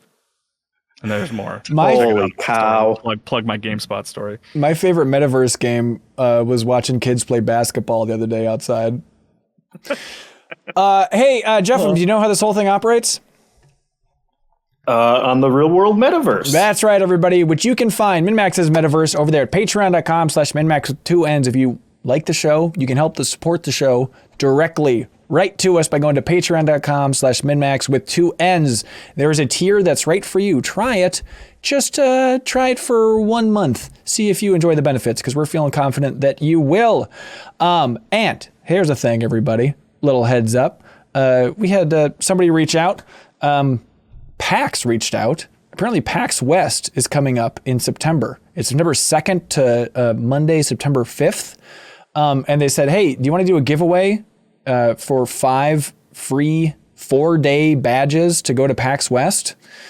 And so we said, sure. So if you're feeling safe, and they have all their stuff posted about the safety precautions they're taking there, but if you're masked up and you're immunized and you want to go to PAX West, you're feeling confident in it, you can follow MinnMax Show on Twitter or follow us on Instagram. It's MinnMax Show all one word, on Twitter and Instagram. Follow us there, and we'll have some giveaways and a very good chance for you to win a 4-day badge to go to PAX West in early September. So if you're in the Seattle area, this is a great opportunity for you because those are worth like hundreds of dollars. So please enjoy, everybody. And thank you to supporters like the folks who made Ticket to Ride San Francisco. They want everybody to know about a new version of Ticket to Ride. This is Ticket to Ride San Francisco, available at Target. Jeffem, this is a new version which adds tourist tokens, and it's an easy to learn game. You can learn it in about 3 minutes, and it is more portable than the baseline version of Ticket to Ride. So if you want to travel, hell, if you want to travel to San Francisco with this thing, you can do it with Ticket to Ride San Francisco. It's appealing for beginners, 8 years old and plus, they say, also for experienced players. Do you ever have that urge, Jeff? I'm just like, I should go back and play more Ticket to Ride, because that game's good. Yeah. Yeah, they've certainly come out with enough different versions that I think even if you've played it a bunch, you can, you have your options of something that's a little bit different. A bunch of different little twists. There it is. Like Ticket to Ride San Francisco. There's a link below if you're interested in checking it out. Also, there's a link below for Dust Biters. I am 8-Bits Dust Biters, everybody. This is the second edition that's out. It is a quick and furious tabletop card game, Mad Max inspired, but it's a beautiful, simple 2-player tabletop game where it's just 21 cards, but there's so much variety and strategy in those 21 cards. Jeffem played in my backyard not too long ago. What'd you think, Jeffem? I beat you twice. Yeah, so therefore it has to be good. I loved it. Okay, good. But Dust Biters, everybody, there's a link below if you want to check that out. And also you can go to I am 8-Bit's wonderful online store and you can use the promo code JUNEBUG, all one word, JUNEBUG, and you can get 10% off everything under $100. So help support them because they help support us in a big, bad way. We appreciate it. All right, and they are so generous and so kind and so just beautiful. What I am 8-Bit does is they give out a prize each and every week to the MinnMax community, whoever submits the best question over there on Patreon. Because if you support us at any tier, not only do you help support independent games media, not only can you compete in Trivia Tower every month, not only can you submit a bunch of stuff for the deepest dives, but also you can submit questions for us to answer on this show, and then we choose our favorite each and every week, and then that person wins a prize. And this week, I am 8-Bit is shipping out the vinyl soundtrack to the Muppets movie. What's better than that? Can you imagine going to your mailbox, being like, oh, great, another Tuesday, woe is me, and you open up your frickin' mailbox, there's a vinyl soundtrack to the Muppets movie? That's gonna make you feel good, Leo. My life doesn't suck today. That's right. So thanks to I am 8-Bit for shipping that prize out to the MinnMax community. You can help support them by going to their store. All right, my voice is bad, so I am now passing the baton. Hang on, Kyle. Is the baton? But the baton's got it. to your I got it. No, it's to your side, Kyle. Ready? Which side? That side? Yeah, ready? Okay, and take the baton. Here we go. All right, I got it. Baton passed off. That'll look good in post, right? That'll look better in the. Oh yeah, dude. All right, let's get into it. This first question is from Matt Man McKenna. Hey, MinnMax folks, more and more I look at the increasing Switch library and can't help but smile. The amount of weirdo games available on that thing to play handheld is incredible. With the amount of re-releases of older games coming to Switch, is there a game you played when it initially came out but never finished and was able to go back and complete it on Switch? For me, it's Final Fantasy XII, which I played a ton on PS2 but never finished until the Switch release. And please don't stop doing drive-through review. Thank you for your time. Thank you. I have a few of these. My big one, though, is the Onimusha Warlords for PlayStation 2. Oh, yeah. I played that game at a friend's house without a memory card a lot, and it was always one of those games that I was like, what is the rest of that game look like? I was always kind of fascinated by it, and when it came out on Switch, like I put time aside and played through Onimusha and finally finished it. And it really excelled at being a handheld experience for you? It was honestly it was good on Switch. It was cool. I liked it. That's a weird one where Capcom's like, we're re-releasing Onimusha. Here's Onimusha 1. We'll get back to you. Yeah, what's that over there? Yeah. Well, I think 2 has issues with licensing an actor's face. I think oh, really? But 1 does too, though, so I don't know. They should put the old Spider-Man from Insomniac in that as a replacement. That'd be good. Remember when Insomniac said, hey, we can't have the same actor for the new version on PS5 of Spider-Man because his bones don't work with our tech? Was that what they said? That's what they said. Yeah. And look, I'm not calling them liars. I'm just saying, show me one other example of that happening in the game industry, and then I will rest easy. You haven't seen his bones. That is true. That is true. Okay, sorry. Yeah, your question was good. Just 3 days ago, I finally beat Grim Fandango after not being able to beat it as a kid because of a game-breaking glitch. I finally beat it on the train on Switch. Nice. And I got closure, and it was everything I hoped for and more. You know what? That's great. Genuinely, I know we talked about it a lot, about whether or not it holds up and stuff, but like, did the story live up to everything you're hoping by the end there? Yeah, I mean, it maybe ends a little quick. Yeah. You know, a little anticlimactic maybe, but like, the story's fantastic. The writing's so good. The music, the art. Everything. Excellent game. Yeah, God, without spoiling anything, I just remember there's that scene towards the end where there's the head and it just says, Ola Manuel. And like, that killed me as a kid. Like, that just little stupid moment was the best. Yep. Yeah, I don't know. The finishing on Switch. Switch is such a good dabbler, I guess, for me. And I guess, is it kind of Thomas was alone and played through that over the break on Switch, and that was kind of a nice one to have, just a nice short experience there. What was the Resident Evil, the episodic Resident Evil? Revelations, yeah. Revelations 2. I finally finished that on Switch. I started it on PS4. Ow. Yeah. Streets of Rogue, I beat the game with almost all the characters now on Switch. Nice. More time in that than PC. All right, this next one is from Ramses Garcia. Hello, Benjamin and the gang. Does Sonic, the IP, have the biggest difference between quality and money made? Those Genesis games were a long time ago. They were. Yeah, that's interesting. I mean, there's probably some terrible movie franchise that outdoes it, right? Movies, yeah, that's tough. I think like just games. Like, yeah. I don't know. Obviously, people. There's got to be some kind of free-to-play mobile thing that just makes complete bank because it like nickels and dimes people and is totally pay to win. Yeah, I don't know if this is that maybe. Example, but the Axios video game newsletter, like the daily newsletter, I think is really great. I recommend subscribing there. You just get a little email in your inbox that, like, I think I follow the games industry pretty closely, but I still learn something almost every little newsletter. But they were talking about how they're making a sequel to the mobile game Subway Surfers.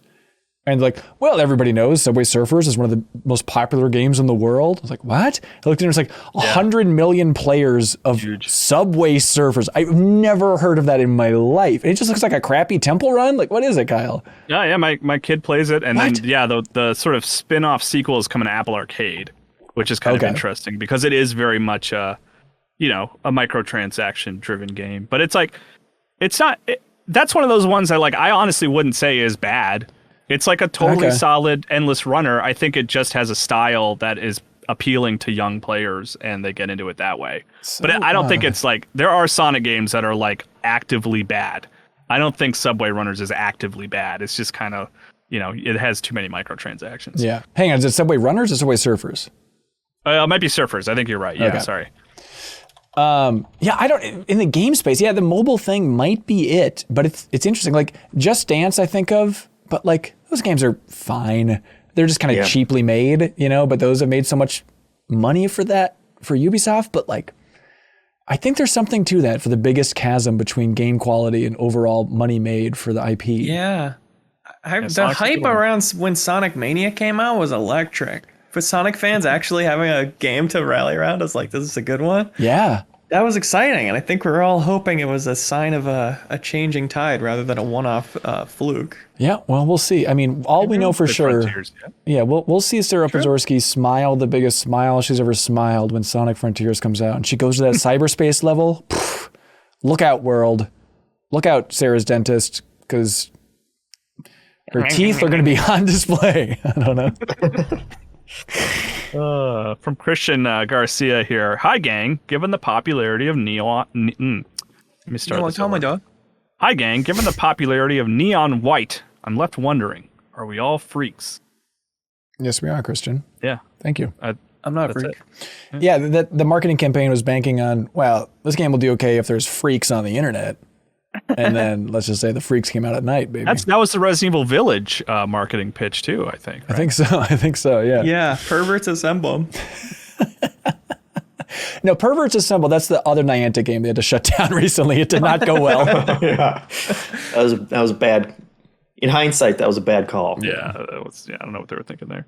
Andrew Martin asks, or says rather, "Hey Hanson and the cohorts, y'all are the best. Okay, praise aside, when it comes to leftovers, is there a specific type of food you absolutely won't bring home to eat the next day?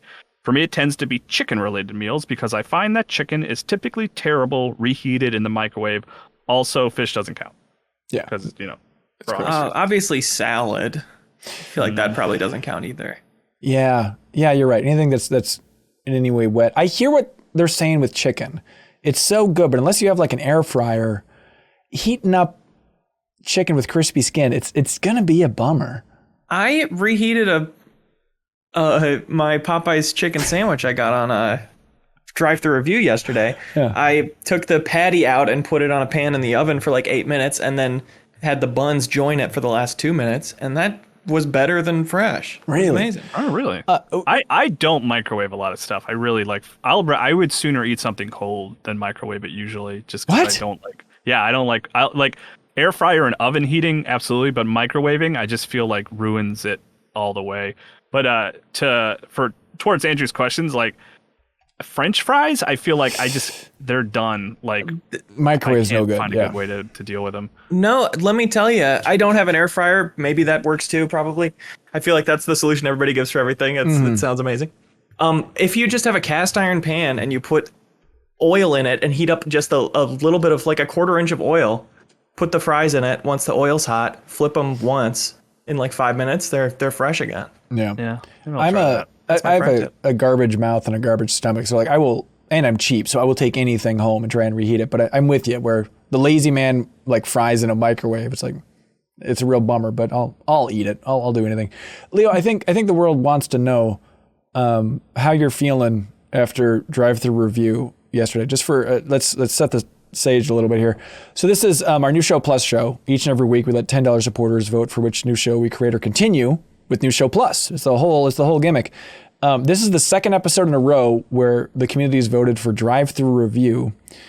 And so in this episode, it was Leo going on a speed run to see how many drive-throughs he could get through in exactly 1 hour. And because of my voice, we had Dan Reichert jump in as the co-host. And Jeff, how was your experience of that? Yeah, well, I mean, obviously after the first episode, we already ran out of ideas on how to make a drive-through review show actually work. So we went with the speed run. And I'm still just flabbergasted in hindsight that we didn't realize as soon as that show started, Dan was going to be the most like concentrated version of Dan we've ever seen, because that show was just absolutely made for him to be a jackass. Yeah, why do you think I reached out to him? I knew exactly that it was exactly up his alley, and it was going to unleash some giant bomb beast, I dare say. Yeah, but you unleashed it on poor Leo. Leo's too polite. I was amazed. It was like, so Leo, walk us through. Yeah, how did it go? How did it unfold? What was beastly about it? I mean, Reichert definitely took responsibility for coming up with the orders for me. He was very excited about that, but also about weird phrases, I should say, at the drive-thru and things like that, which I didn't anticipate as part of the show when we pitched it for episode 1.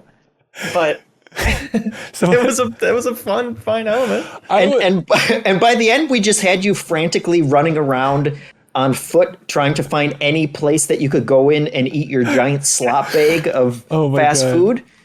Yeah, I'm sorry, Leo. It made me laugh so much. I was just like watching it. Kyle, I don't know if you watched this thing. I'm going to now. This sounds amazing. Like it ending with Leo taking all of the fast food items and dumping it into a giant plastic bag, which like Popeyes gave you or something.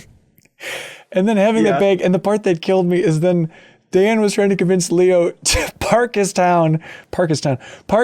car in Uptown and go to the movie theater and order 1 ticket for Elvis with just like a Santa bag filled with fast food stuff, and then just go eat it by himself in the theater watching Elvis. Like, that image is the funniest idea.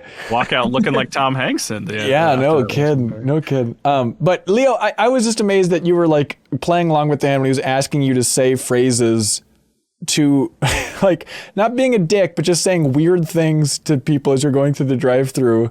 Was that just like, well, you've liked Dan's work and you like giant bombs, so I guess you have to now? Or like, what was the agreement philosophy in your mind? I mean, I know I could have said that's not part of the show and it probably would have been fine, but I don't know. It sounded fun to me too, you know? And it's not that hard. You just say something weird to somebody you'll never see again and they pretty much ignore you. It is a really funny, weird episode, so you can check it out on our YouTube channel. Yeah, but to the answer to the question, I was feeling fine enough to have that spicy chicken sandwich last night. So. All right. There we go. All right. This is from Jeffham's Backlog, which is a great screen name. Mere 3 months ago, Ben Hansen, fair host of this very podcast, proclaimed this about Elden Ring: I can't imagine a world where I won't beat this. There's no universe where I wouldn't beat it. So, Ben, how's that Elden Ring playthrough going? You touched on this a little earlier. Well, yeah, this is before I shifted to the alternate universe. It was a multiverse situation. America Chavez punched a hole and I jumped through it. Star-shaped. So we're now living in very star-shaped. By the way, quite the coincidence. Name's America, star-shaped. I think this is some made-up stuff, Marvel. The point is... we own the stars. That's right.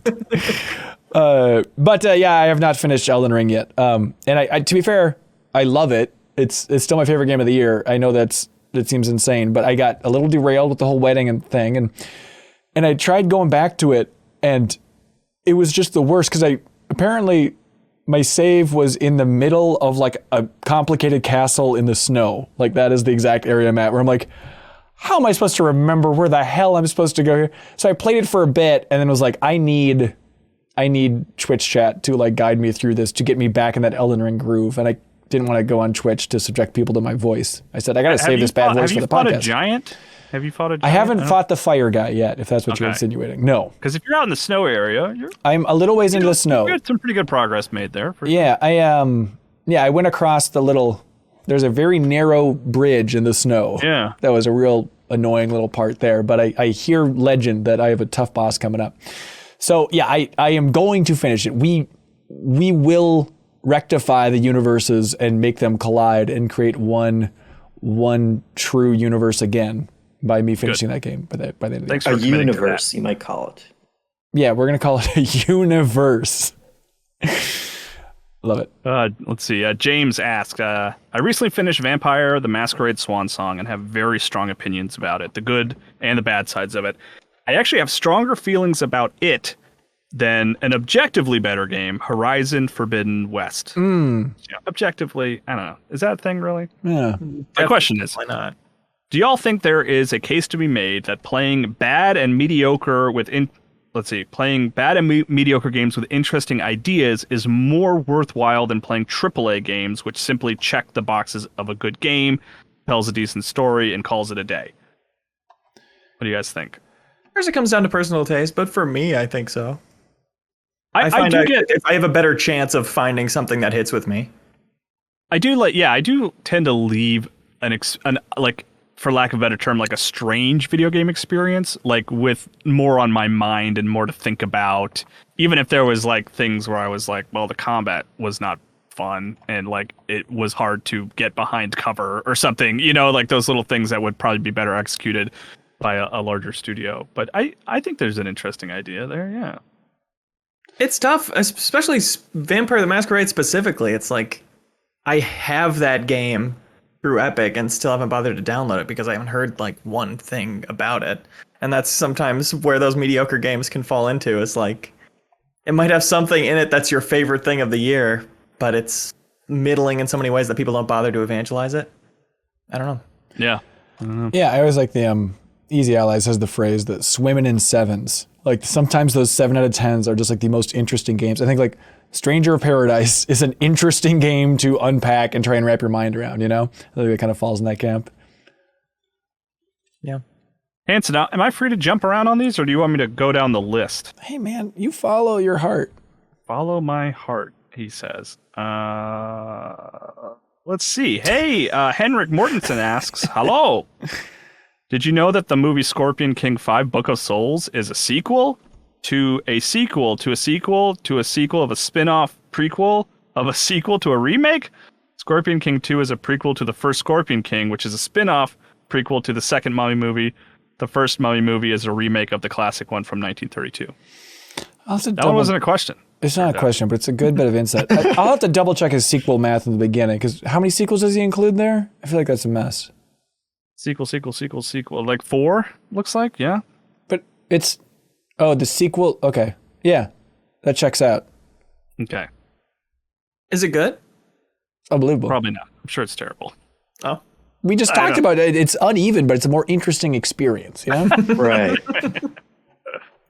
I don't think you have a name on this one, Hanson, but let's see. Hello, folks. I've been playing through the Sonic Origins compilation, having a great time reminiscing about my childhood, but it's also brought back a long-dormant fear of mine. Instant death crushers. There are certain hazards in these games that double my heart rate as soon as I see them, specifically the cylinders in Scrap Brain Zone and the black pistons in Metropolis Zone. Anytime I'm speeding along and suddenly find myself running underneath one of these things, I instantly gasp and shut my eyes until I make it past or die. So my question is, do any of you have any fears or phobias that you got from video games? That's Jared Piers, by the way, that wrote in with that one. I don't think so. There are things I find scary in video games, certainly, but I don't think I've developed phobias from playing a video game. I don't think. Well, I've mentioned one many times, and it's that it's a fear of, I guess, ultimately things underneath me in the water from that stupid Mario level with the giant eel. Like that, that freaked me out so much as a kid. And every now and then, if I'm in a boat or something, it's also the realization that, like, even though the water's right there, you're in a weird way, it's almost like a fear of heights, because it's like, if you think about where the actual ground is, it's, like hundreds of feet below you. And for some reason, that every now and then that kind of freaks me out. And I wonder, like, is there something big swimming under me? I love that. Like, we talked about it, but that was one of the weirdest recurring themes when we took the deepest dive into Super Mario 64. Was so many people wrote in and talked about how scary that game was. Like, that game was, like, weirdly traumatic for a lot of gamers out there. It's like, I guess, like, the kind of Boo Carnival area is unsettling and the music is weird, but, like, so many things about that game freak people out. It's bizarre. There is a giant alligator in Indiana Jones and the Emperor's Tomb that really scared me as a kid and made me scared that was going to happen to me. It's a swimming section and the alligator can come get you from behind or whatever. There's something so scary about, like, I'm safe now and I have to choose to go into this water to progress. Yes. So it's like, it took summoning a lot of courage as a kid. And you said, what state has the fewest amount of alligators? I will live in Minnesota. Exactly.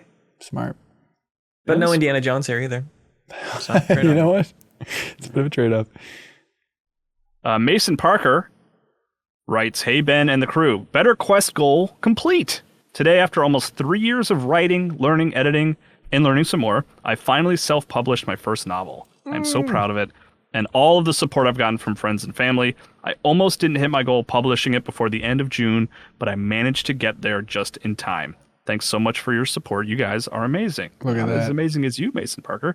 The book is called Elementis, which is spelled Elymentis. It is on the Kindle store right now, and it will be free from June 28th to July 3rd. We'll edit that part out, but congratulations. That's a hell of an accomplishment. I haven't written a book. I guess Kyle has. But not like a fiction. Like, that seems hard. Yeah. Hyrule's real? Yeah, I'm sorry, this is how you learn, Leo. Yeah, Kyle wrote a book about Zelda for everybody. No, congratulations. That's awesome. Way to go. Finishing that's book. Great. Very proud of you. Let's see. Gerald Pryor writes, "Hey, folks, congrats on the wedding, Hanson. Thank you. I just got married recently, too, and totally resonated with the discussion about playing games while wearing a ring the first time. It was taking me a bit to get used to it, but then I remembered the complimentary silicone bands our ring maker threw in for us. I assume it was mainly for working out and not getting the wedding band scratched, but it's actually been perfect for gaming too. No more metal rubbing against my controller during tense matches. So here's my question this week. What is the most useful complimentary item you've ever received? I'm sure those hotel toiletries have come in clutch once or twice on work trips. Yeah. That's an amazing and super specific complimentary choice. Yeah. I got one. And yeah, it's like, I don't know. The idea of like slipping my ring off, which is hard to do. Yeah, so you take off your ring and put on a silicone ring? Every time to play games like that. I don't know. Yeah, I think that would get annoying. I'd be scared to lose my ring. Hey, also, Kyle, I don't know if you weren't a lot of jewelry before you got married, but I am stunned by how much my finger changes size day to day, week to week. Like there are days when I worry this thing's going to fall off, and there are other days where like it will not move an inch. I don't know what is happening to the human body, but it is impossible how much a finger changes. Yeah, flying, weirdly I found, makes my hands swell. That was something I didn't realize until I was wearing a wedding ring. Oh, that sounds like a nightmare. So like a plane takes off, and you're like, ow, ow, and your ring is just like cutting off. It doesn't hurt. It just like it doesn't go off.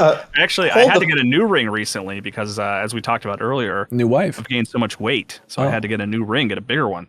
Oh, really? Wow. Hold the phone though. Beaten Down Brian says it goes over the ring. Oh. Oh, the silicone? No, I don't think that's the idea. I think the idea of the complimentary silicone ring is that you can wear it and operate heavy machinery. Hanson, Brian knows what he's talking about. We don't question him. You know what? Beating Down Brian, He says I think it you're acts onto like something. a damper. I'll be damned. All right. Hey, look, we'll trust It makes you. more sense than switching it out for a pretend version of it. Yeah. I guess. Have you gotten used to the ring playing controllers? Because I find I'll click against it like it's like another fidget thing I can do. I kind of like it. It is kind of fun. Yeah, it's a good fidget thing. Like I remember once I went to a Vikings game, and it was with Andrew Reiner, editor-in-chief of Game Informer there, and Chris Cluey got us good seats. So we're sitting like right next to the field of the Vikings game, and it was with a bunch of the players' wives because it was all kind of like the friends and family gift seats or whatever, and like all the wives would bang on this like platform in front of them with their rings to make like the most noise. And it was a bizarre scene that I will never get out of my head of like, oh, just a bunch of crazy diamond rings and all the wives like banging on this thing to make the most noise. So yeah, I've taken that philosophy, and yeah, it's fun to make noise and tap on stuff with the ring. I'm with you. I'm happy to hear that. Thank you. Tony the Swordsman. Yo! Anyone else still have those school-based dreams, like those nightmares where you are late for class, haven't done the work, have a test, etc.? Man, going through that institution really messes you up.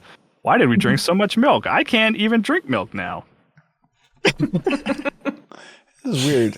All the time. My milk intake has subsided significantly since leaving elementary school, I gotta say. Yeah. Also, your bones are built. The amount of times I've been frustrated by trying to do the cardboard carton flip out of like the little nozzle, then you blow it and you have to like just pry to get the chocolate milk out of there. Yeah, that frustration amount on a daily basis has gone way down. My thing with those kind of dreams, which might be typical, is like I'll have those, like especially like I'll suddenly be going to a college class that I haven't been going to all semester, but it's always like I have a job. Like that's the debate I'm having with myself in the dream. I'm like talking to other people. I'm like, I'm employed. Like I don't need, if you take away my degree, like it's fine. I'm still working. Like I don't care. Yeah. Why is it? Why is that such a weird recurring dream? Is it just much more stressful than we all realize to be in school? Because I have that all the time. And it's always like a math thing. Like, oh, you idiot. You were in this math class all semester and you didn't go to one class. Or you're going to every third one thinking you can keep up and you can't. But it's such a weird thing. Now you're not going to get your degree because technically, like I haven't received it for years apparently. Right. And it was all hinged on this one class that I didn't finish. It's really bizarre. I have that, but now more recently, and I guess this is kind of personal, but I have dreams where I'm like back at Game Informer, like just kind of volunteering my time to help them through some kind of weird thing. And it always gets frustrating. And then I always realize, like, wait, I'm not getting paid for this. I can just leave. And then I end up leaving them high and dry, I guess. But it has mostly transitioned from school stuff to a job that I no longer have now. And but it's a very similar type of stress. Interesting. Yes. My stress dreams are always about my old restaurant job, and it's similarly like, I don't need this. Why did I agree to come back and help for this shift where I now have 45 tables? Right. I didn't even wait tables when I was there. I guess that's true. Yeah, I always have dreams where I go back to like work at the grocery store. And it's always this feeling of like, why am I back here again? Do I really need this job right now? I guess so. But yeah, I'm always trying to figure out the POS, the point of sale system at GameStop from like my time there in high school and college and stuff. And I'm like, I used to know this very well. I was very quick with this system. Why did they change it so much? Why am I here? That is a weird transition, though, of like, I guess all of us have the experience of realizing halfway through, because when I used to have the school ones, it was always just full stress until I wake up and realize, oh, thank God it was just a dream. But it seems like now there is that like moment halfway through it of like, I don't need to do this. This doesn't matter anymore. Right. It's like your body's like continually trying to remind you that you don't have to do half the things that you do in life. Well, that's what's the problem with the workforce right now is everyone's quitting, just like you and your dreams, Jeff. And everyone says, I'm too good for this job. I don't need it. Take it and shove it. Everyone go back to sleep. Dreams don't pay enough. That's the problem. Absolutely. You guys are placing the blame in the wrong place. And that's why we're running for president on the Dreams Should Pay You platform. Beating down Brian in the comments says, I have dreams where Jeffem keeps leaving in the middle of doing me a favor. It's gonna happen. Yep. That's it. That's it. Let's see. James Gameboy writes, hey, CLCs, I am almost through the MinnMax show archive, which is surprising going back. That's amazing. Familiar voices are good for anxiety, even if it's old news. And in one of the very early episodes, Hansen mentions something he saw at Square Enix on the Final Fantasy XV cover story trip that hadn't come out yet. It's been a minute since episode 2, so has that come out? It has not. That was Forspoken that we talked about. But thank you for going back, Mr. Game Boy, and listening to those old episodes. But Forspoken, the earliest version of that is what I was talking about in that old tease. What a fun old tease for everybody. Yeah. I mean, that's one of those things that was probably driving James Game Boy crazy. Yeah. I think we have touched on in follow-up episodes, but, you know, hopefully that brings you some peace. Do any of you ever go back and listen to old episodes of podcasts? Or like re-listen to them? Sometimes when I'm feeling nostalgic, I've found old episodes of the Game Informer show to listen to. Oh, really? Yeah, I'll find stuff like I don't know, for some reason, if, you know, YouTube starts recommending Game Informer shows from like 2015 or 2016, I'll watch those for a bit. And it is always this feeling of like, oh, it's nice to see me really laughing it up back then in that era. It is strangely comforting. That's definitely going to be my retirement, is just, I don't know, a lot of edibles and then just watching episodes of the Game Informer show from 2015. Like, I'm looking forward to it. Yeah, it's going to be great. From a rational kind, hi, MinnMaxer. Thinking about Monster Energy drinks and Death Stranding, what other games/auteurs can get away with having product placement in their otherwise serious games? Kojima the only one. The answer to that is no other game, and you're being generous saying that Kojima gets away with it. You didn't like Doritos in Metal Gear Peace Walker? You weren't into that? It is an interest. I like that idea of like auteurs can't sell out and have product placement, but like here's a clear example. But I think it's a larger debate for Rational Kind here of like, is it possible to sell out anymore? When was the last time you were bummed out by like a creator, quote unquote, selling out? I mean, maybe like depending on the sponsorship or whatever, working with a dumb brand. You know, like the Super Bowl this last year, they had a commercial with Larry David and it was a funny commercial. And then at the end, it's like the punchline, buy crypto. I was like, what? Larry David. I think that's like the only time recently where I was like so bummed out by just an individual's choice, I guess. But yeah, right. I don't know. I will say, I think Suda and Swery could get away with it though. In the same sense of like, if we consider Kojima getting away with it, I feel like if there was product placement in Swery's next game, I wouldn't be offended, really. I'd be like, oh, thank God someone gave him money to finish a game. I also think snacks are a pretty safe product placement. Yeah, you're right. It fits in smoothly. It's like, it almost makes more sense than some made up snack. Yeah, no one's gonna have a real problem. I think the snacks. difference though with Swiri and Suda though is the letter mentioned specifically in a serious game. And I feel like it's a much lower bar if you're just kind of being wacky. But well, I think that it's a larger discussion as well of has Kojima ever made a serious game, which I guess we talked about last week. It's like, I mean, it's debatable how serious the game where you pee and carry around a baby is. He sometimes acts like a real mixed nut. Now at Kirkland, from Kirkland at Costco. Oh, great! That sounds awesome. I'll have to go check those out. That's good. You should. Let's see. Matthew Weatherly. Good day, MinnMax Saruz. Sus. I was the crazy Aussie that got up at 4 a.m. to compete in Trivia Tower recently. Wow, thank you. The lag was real, but so was the fun. Insert Leo noise here, it says. Do you know what that is, Leo? That's the fun sound. He did it.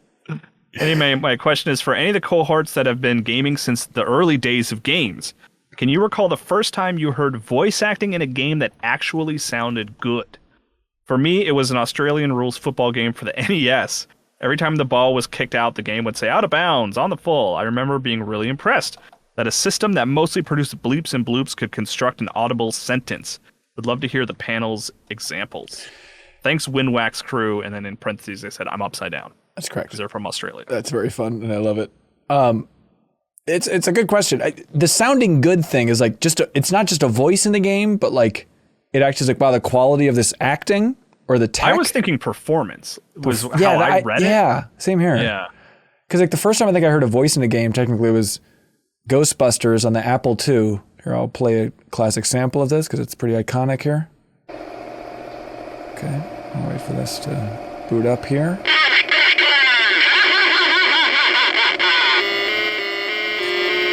So that was like, we're basically in the third movie at that point when you heard that coming out of an Apple II. Yeah, my answer is just now when I heard that. It's on my mind because I mentioned it earlier because I'm playing it on Steamdeck, but I was trying to think of like good performance, right? Is like kind of how I approached it. And right. Robert Carlyle, who was in Trainspotting and some other Danny Boyle movies and stuff, he plays Gabriel in Castlevania Lords of Shadow. Yeah. And it's a very like it's a very quiet performance. Like it's very muted. And that was, to my memory, like that was the first time I'd heard a muted performance in a video game, and I really liked it. Where like everything up to that point had been a lot of like shouting and like yelling. And like you never really heard someone go quiet in a video game. At least I hadn't up until that point. Right. Yeah, that's interesting. I mean, I wonder if the famous name kind of drew more attention to that for you. I mean, I found out it was him like partway through the game.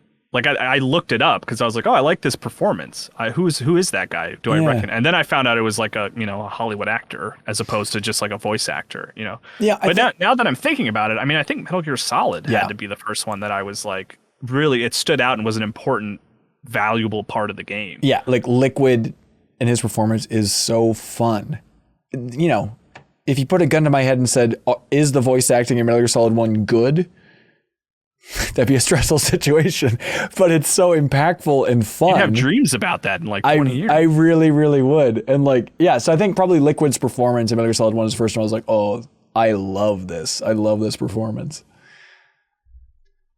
What comes to mind for me is the Animaniacs game pack, which was a classic Mac gaming option. Just like a few mini games essentially that were themed around the Animaniacs and had the full voice acting from our three favorites, Animaniacs. That's good. Cartoon cutscenes and everything. That was impressive to me. Yeah. Dustin Davis says, what's the best use of mismatched music in a game or other media? I recently saw the movie Shadow in the Cloud, and I liked the use of 80s synth music in a World War II setting.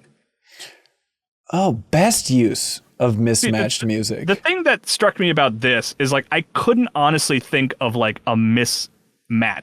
Yeah. Right? I couldn't come up with an example, and it's something that you probably don't remember this, Hanson, but I feel like we've talked about a couple times.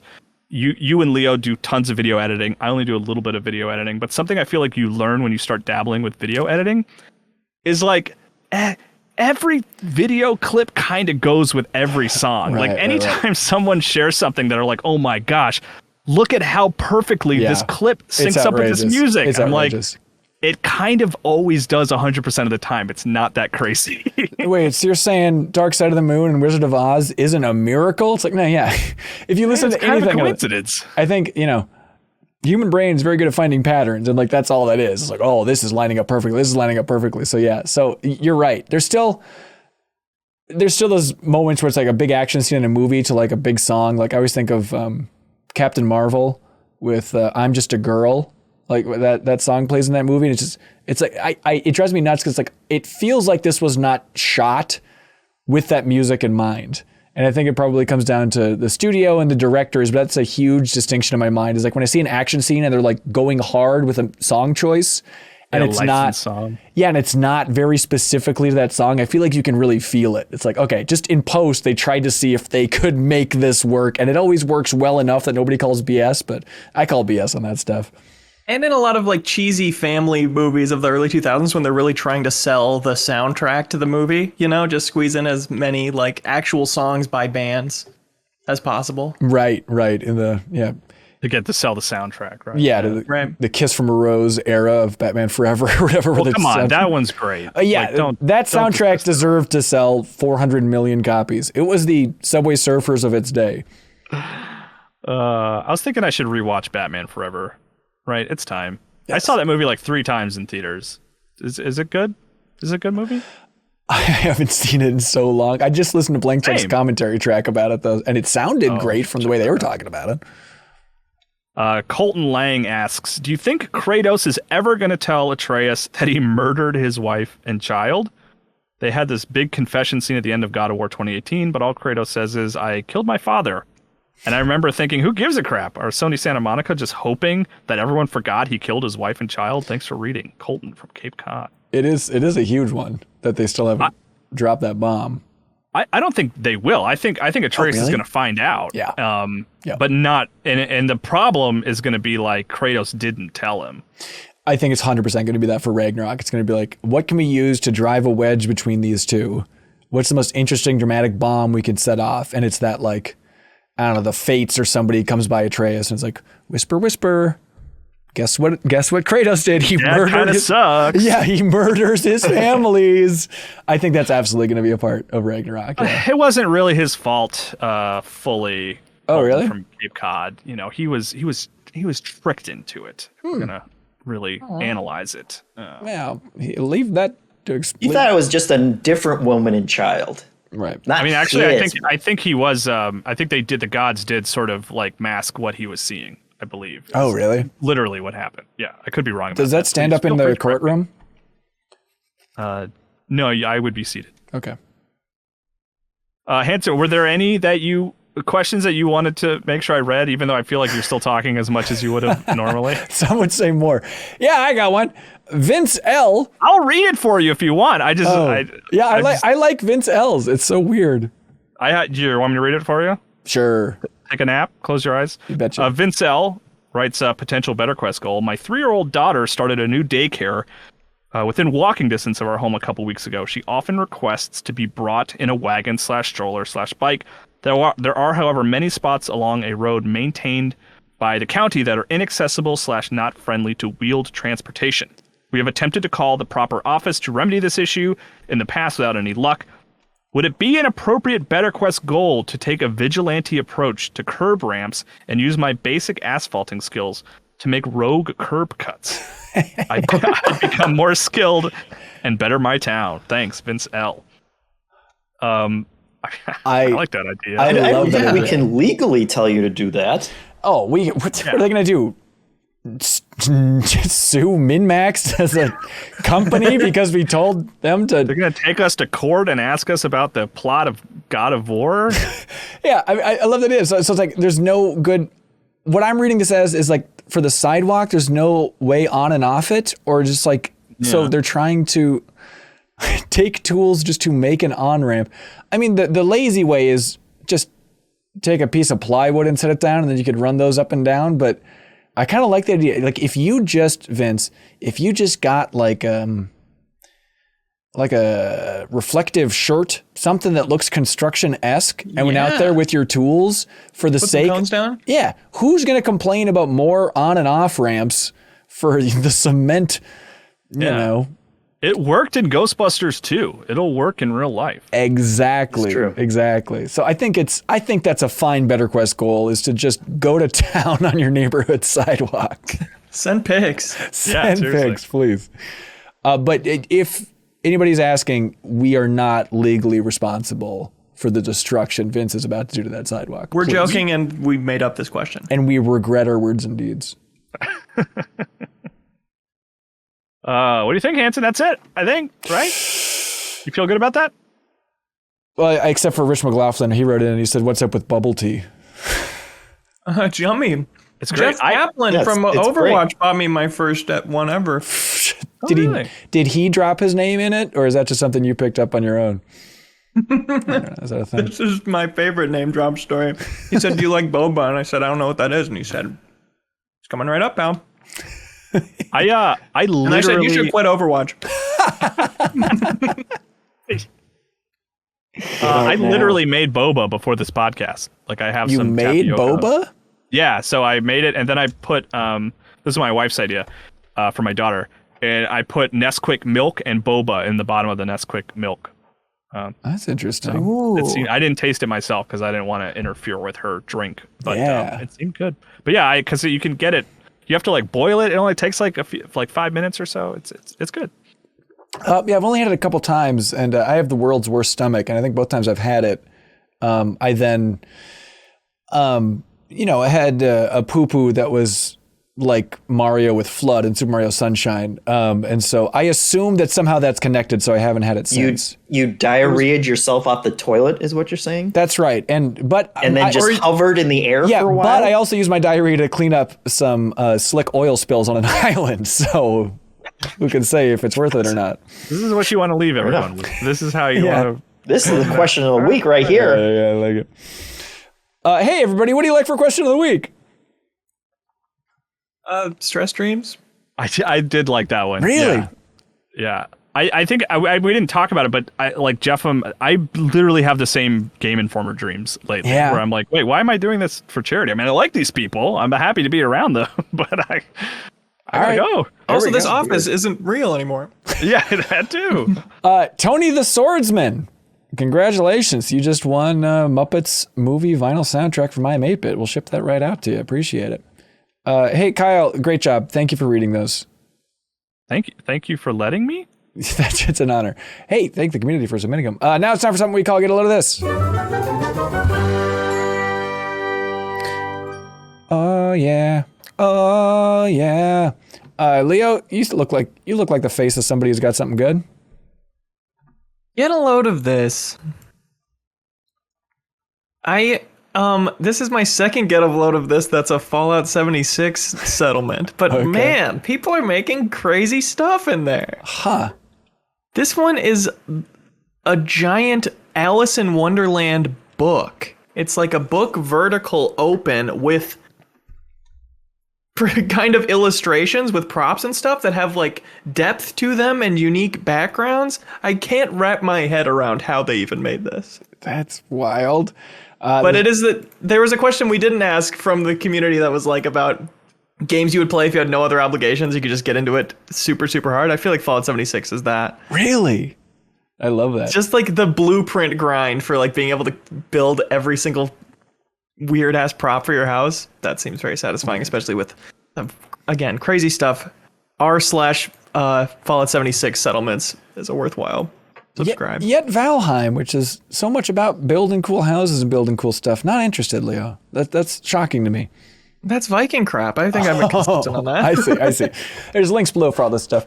Hey, get a load of this. Kyle, I saw Lightyear recently in the theaters, and I enjoyed it. Yeah, we talk about it on the new episode of Party Chat, our Patreon exclusive podcast. You want to hear a full review and all that fun stuff. But I was thinking about just, the wild thing of like Buzz Lightyear being named after Buzz Aldrin. you know? And then it was like Buzz Aldrin. Where does that name come from? So we looked it up. Not his real name. His real name, of course, is Edwin Eugene Aldrin Jr. But Leo, do you know where Buzz comes from? His haircut. No, apparently it comes from his little sister, because when she was young, she couldn't pronounce brother, so she called him Buzza. And so from that, they got Buzz, and they started calling him Buzz. But I still have the idea that, like, you know, I'm trying to think of other really impactful mispronunciations, but just because of this little girl in like the frickin' 40s or whenever mispronounced a word, now we have a character called Buzz Lightyear today. Like, it's such a weird evolution, you know? So if you can think Ben, about... do you know Ben Buzz Aldrin's mother's name? No. Marion Moon. Oh, that's right. That's right. Weird. Fun fact. And her secretary had the same name as Lincoln's secretary. That's right. That's right. Yeah. And it was Woody. Kyle, you got one? Yeah. Get a load of this. This was just making me laugh. This is a tweet I saw from Joshua Yell, who is an editor over at IGN, and he shared this tweet of a Pokemon card game tournament. I don't know if he took the photo or not, but the text of the tweet is: "This madman entered the Pokemon trading card game North American International Championship with a 60 card deck made purely of novelty jumbo cards." So his Pokemon cards were like gigantic. The judges debated and ruled it was legal because card size is not specified in the rules. But a real Airbud situation where this one guy just has gigantic Pokemon cards at this tournament. Are they made by the Pokemon company? Because you can't just like make your own cards, right? That's what I don't get. So they must be like official, like they're probably like marketing things or something. Yeah, for display cases. That's amazing. Yeah, so you can check out the picture in the description of this video. I love it. Jeff, hit us with your best shot, man. Get a load of this. This is just a YouTube video of two AIs talking about the nature of love. What is it with you and AI? I feel like 30% of your videos are about AI. Yes, I realize that it's basically just AI update every time I have to get a load of this. I think Google's algorithm realizes that I'm incapable of not clicking on a story that involves AI, and so they just keep giving me more and more stories. But this one, it's that classic scenario of taking two chatbots and having them talk to each other. Yeah. Except this one, they are just photorealistic human beings talking back and forth, trying to figure out what love is. I love it. That's beautiful. Did you get one from the community too? Oh, I did. Get a load of this.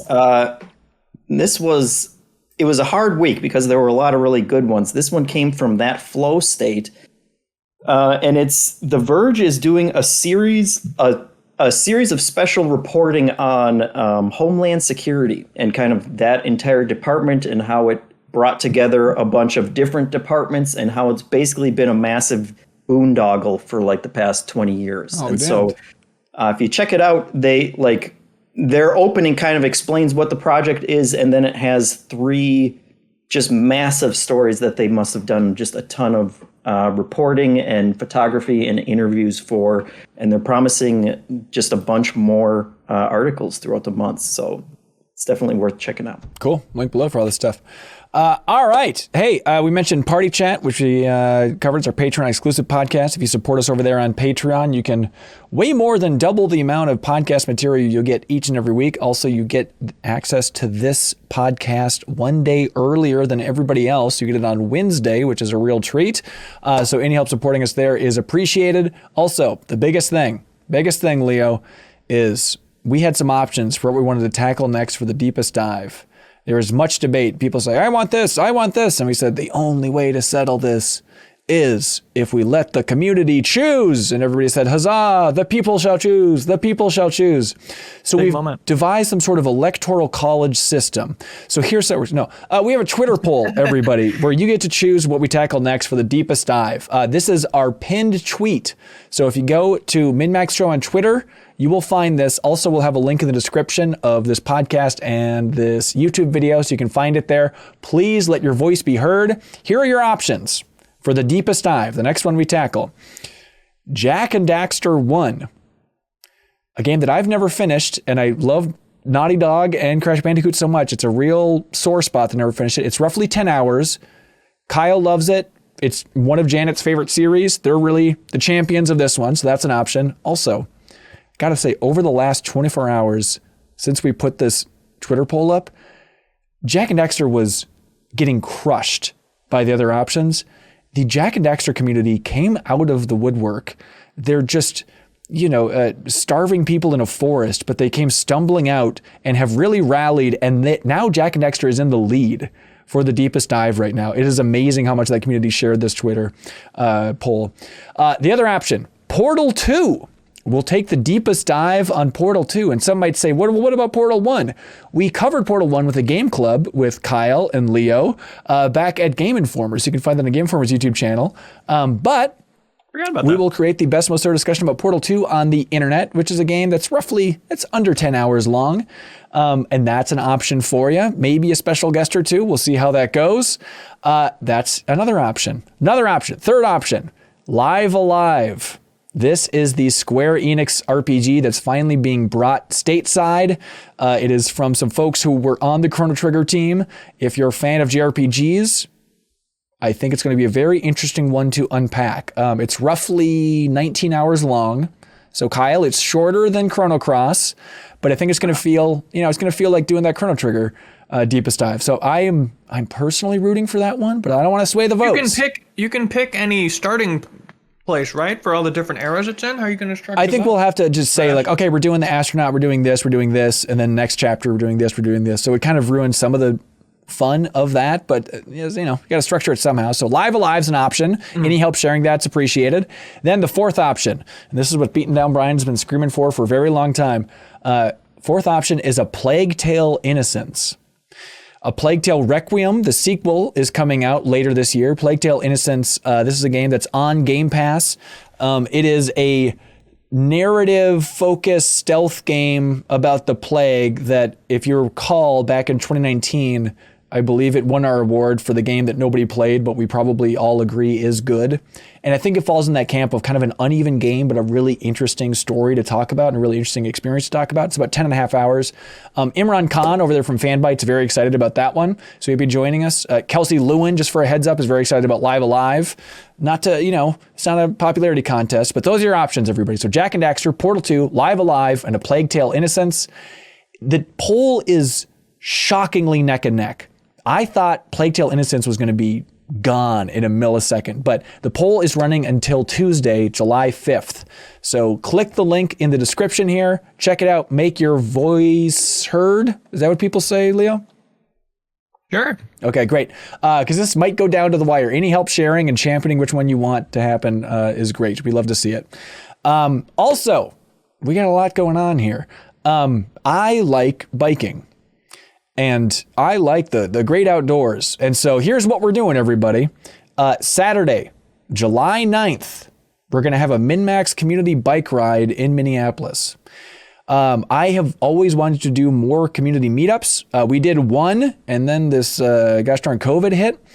And so we're trying to find safe ways to do something like that again. And so this isn't a full meetup. I don't want people traveling long distances for this. Please don't drive in from another state. It's not going to be anything fancy. And it might just be myself and Grant, star of Hitman 3, going on this bike ride with you. But we'll see who wants to come.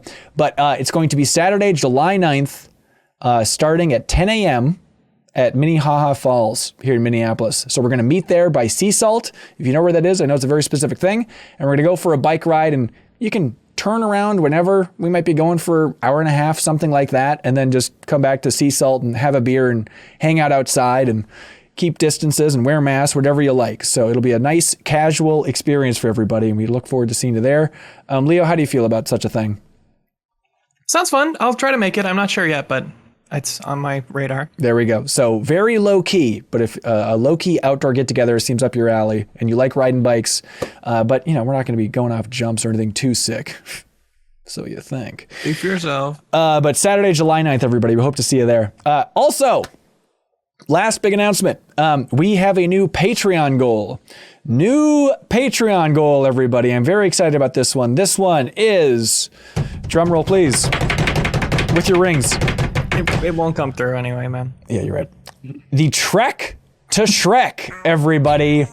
If we hit our Patreon goal, we are putting Janet Garcia on an airplane, flying her to Minnesota for the first time to meet us for the first time and to play Shrek 2 on a GameCube. Local multiplayer Shrek 2 in the MinnMax studio. And she's gonna make a travelogue about her entire experience coming to Minnesota for the first time. So we'll send her on all the greatest sights and sounds that Minnesota has to offer. We'll get her eating a Juicy Lucy.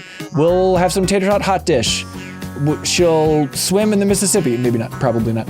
But if you want to help the Trek to Shrek for Janet to come out to Minnesota and play Shrek 2 with us, you can help us hit that goal by jumping in to support us on Patreon or jumping up your tier just for 1 month only.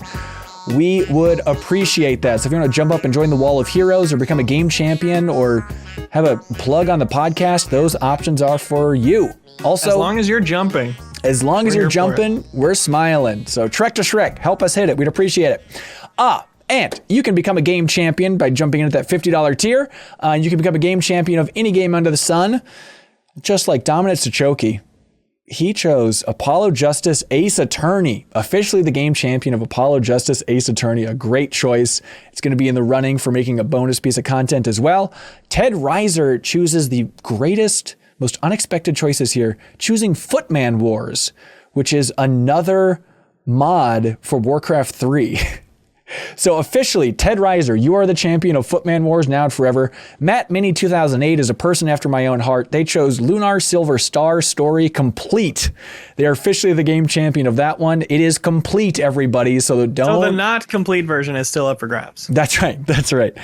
Spider Dan chose Illusion of Gaia. Zachary Pliggy chose Superman 64. Andra Silva chose Dark Cloud. Officially the champions. Jump in there, help us hit our new goal on Patreon, become a game champion of anything under the sun, and then you're also in the running to join us for a bonus piece of content all about that game. All right. Kyle Hilliard, how you feeling? Pretty good. Ready to go make dinner. Hell yeah. Jeffem, how you feeling? Nice. I'm feeling great. Leo, how you feeling? Bad, man. I gotta go. Oh, okay. I'm sorry to hear that, man. Well, hey, thank you so much for watching and listening and helping to share MinnMax all around. We appreciate it. We got some fun content coming up, so thanks for sticking with us, and any help helping us hit that goal is appreciated. All right, we'll see you next week. Be good, have fun, let's go.